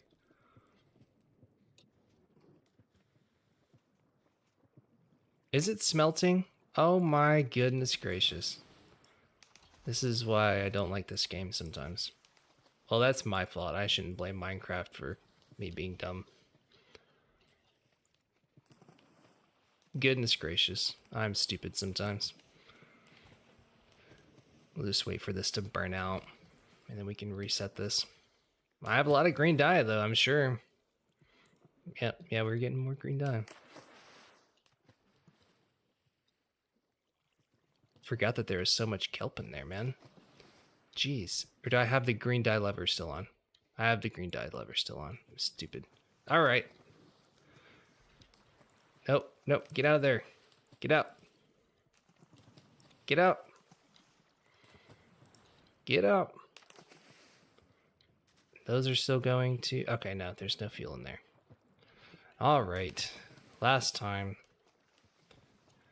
Go ahead and get everything out. Oh, it won't be putting... It's not producing anymore.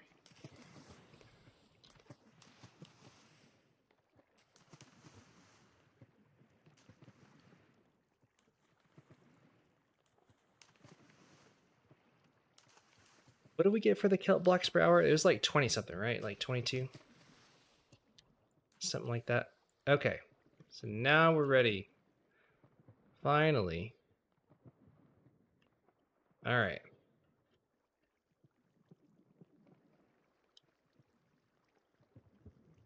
There we go. And it's not making kelp anymore. It's not burning. We're just slowly filling this up. All right. This is the last one, I promise. How's our weather doing down here? Have they got a big tunnel dug already? They already made it to bedrock, probably. Yep.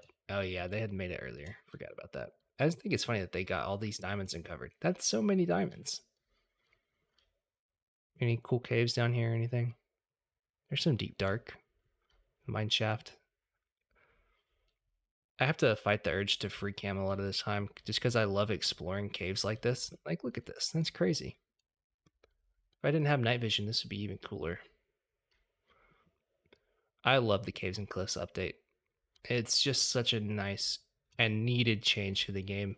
1.18 and 1.19 were two of the best updates I personally think in a long time. I love the Nether update too, don't get me wrong. There's been lots of good updates, but I think 1.18 takes the cake probably for the past, I don't know, decade at least. I think it's one of the best ones so far. So much cooler of a world to explore.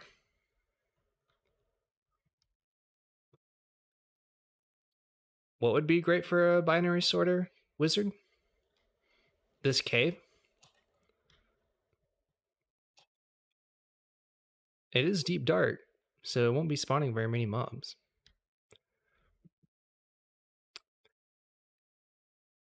That was essentially me, Colin, but I did that for 1.16.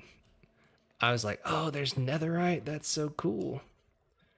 And they actually changed like the nether to be interesting, which was another one of my favorite updates.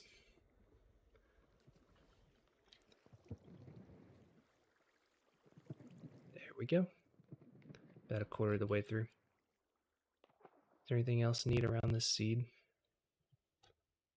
Maybe, maybe not. Yeah, deep dark. No mobs can spawn in there besides the warden. Maybe bat. I don't know.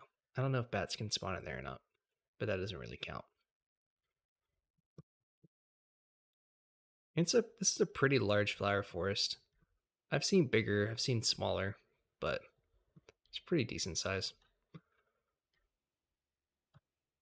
Oh, are you into storage tech, Redstone Wizard? I have a buddy on my Discord who's very into storage tech. He's designing some for our server right now. And I'm going to work on that eventually for one of my videos, hopefully in the future. I do want to do that. It is a little bit more of an in-depth task, though. Talking about storage tech is pretty complicated.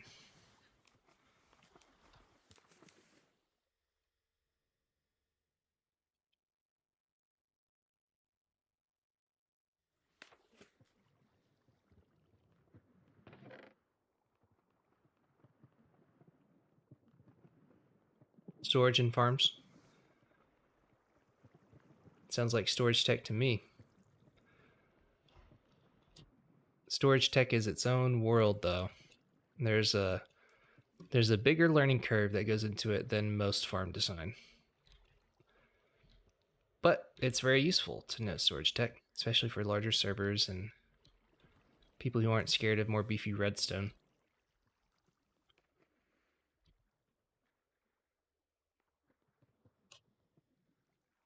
Okay, that sounds like fun. You can. May not stop all the way by there, but I would love to see a photo of it.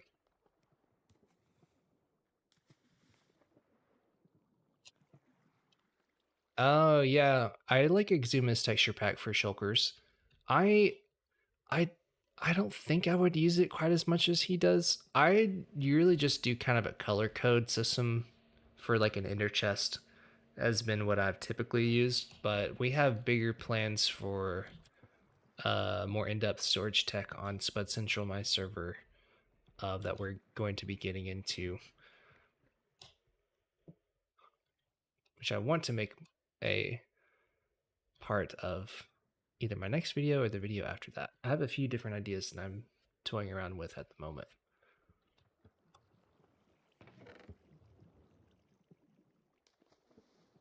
All right, probably around halfway, I think. This is why I hate green dye. Green dye is just the worst, man. Looks like bone meal's still going. I don't even need the bone meal to be going anymore. Honestly, that could cut my lag down. Is it filling up this, I assume? Yeah, it's filling up the bone blocks. Let's turn that off. We're just doing cactus, so that'll probably help us speed up, honestly. Oh, cool. Yeah, I'll check it out.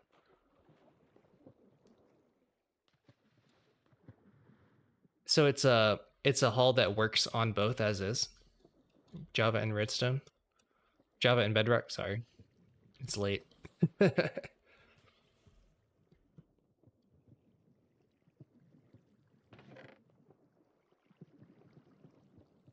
Yeah, that does seem to be moving a little bit faster now. Computer can probably handle a little bit more.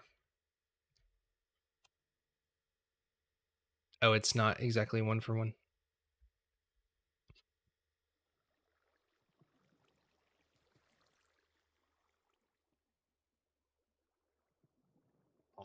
Yeah. Be nice if we had a parity update. But the problem is things are so entrenched that it would cause a pretty big uproar for a while, probably on Java, which is probably the one that needs to be fixed now, but they may or may not do that update. They probably won't for the time being.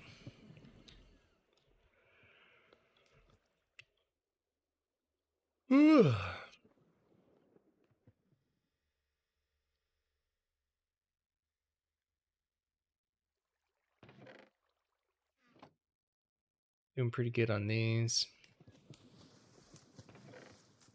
Getting closer. 100% TNT drop rates? Don't those already exist? Right? I swear they do exist already.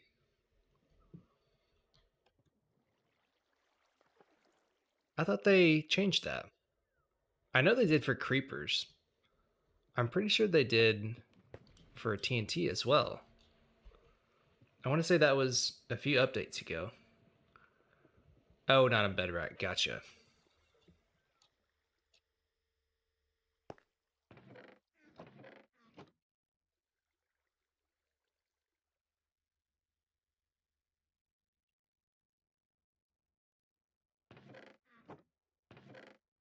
we go. Take all this garbage out of here from the testing world where flower types aren't all the same in each farm. Gotcha. I can't. It's hard for me to start playing without a good mod pack and shaders and also uh, mouse and keyboard combined. Although I do like the ray tracing, it's just harder to do farm design for Bedrock specifically because you lose a lot of features that just save you so much time.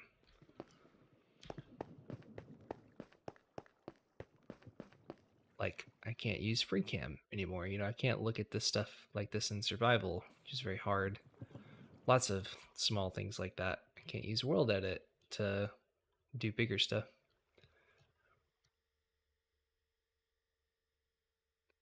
Oh yeah, but there's not mods for Bedrock.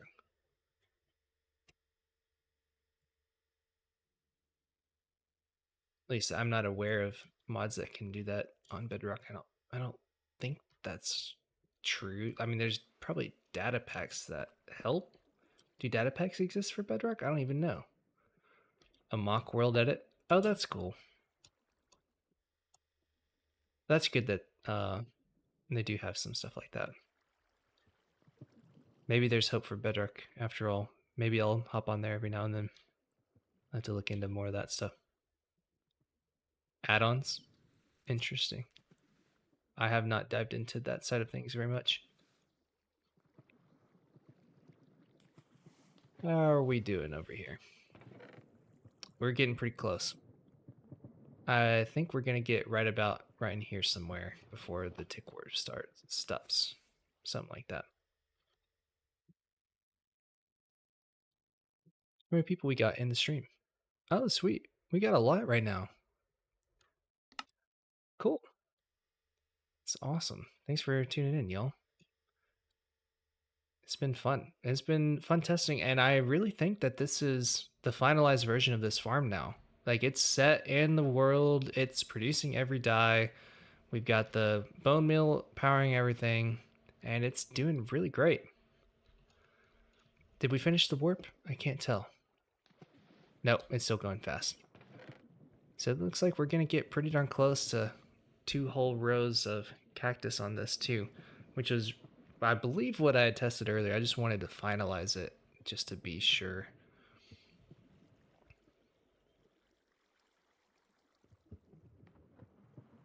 I guess this might be one of the last dye farm testing streams I do. I don't really think there's much more to do. I'm not gonna completely discount it, but this is most of what I've been trying to get done. What you guys are seeing is like probably the last, how long has this been going? 3 or 4 hours of probably like more than 50 hours of testing and iteration, probably more than that. If I'm being honest, I've been working on this since like February, like mid February. Probably earlier than that. Yay, we're done.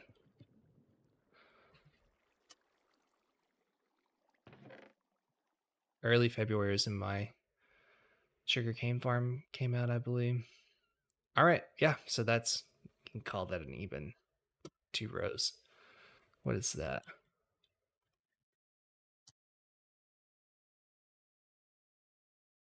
18 times 64,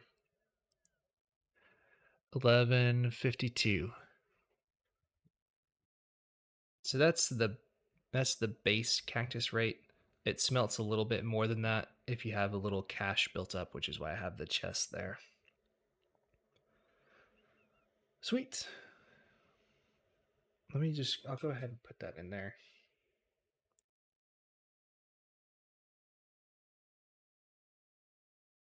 $11.52 per hour. All right, that's everything, y'all. Oh, I see your photo, Redstone Wizard. Let's see. Ooh, very nice.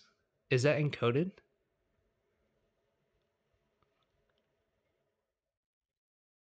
I recognize some of the little tidbits that look encoded to me. I'm not an expert, but that is very fancy looking.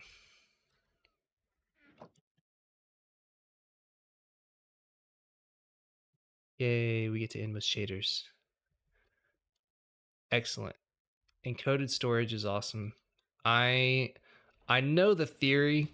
I just haven't like built one. I don't understand them in depth yet, but I know the theory. I know like binary and stuff like that and how it's converting them and the storage and all that.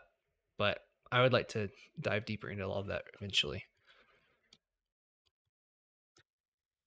Lots of respect for anyone who can make a binary coding system. Looks like we have, what is that? That's probably a byproduct of the last pasting 2 right there, isn't it? Man, that probably messed up our rates a little bit. Oh well, I don't even care. That's fine. It's better to undershoot anyway.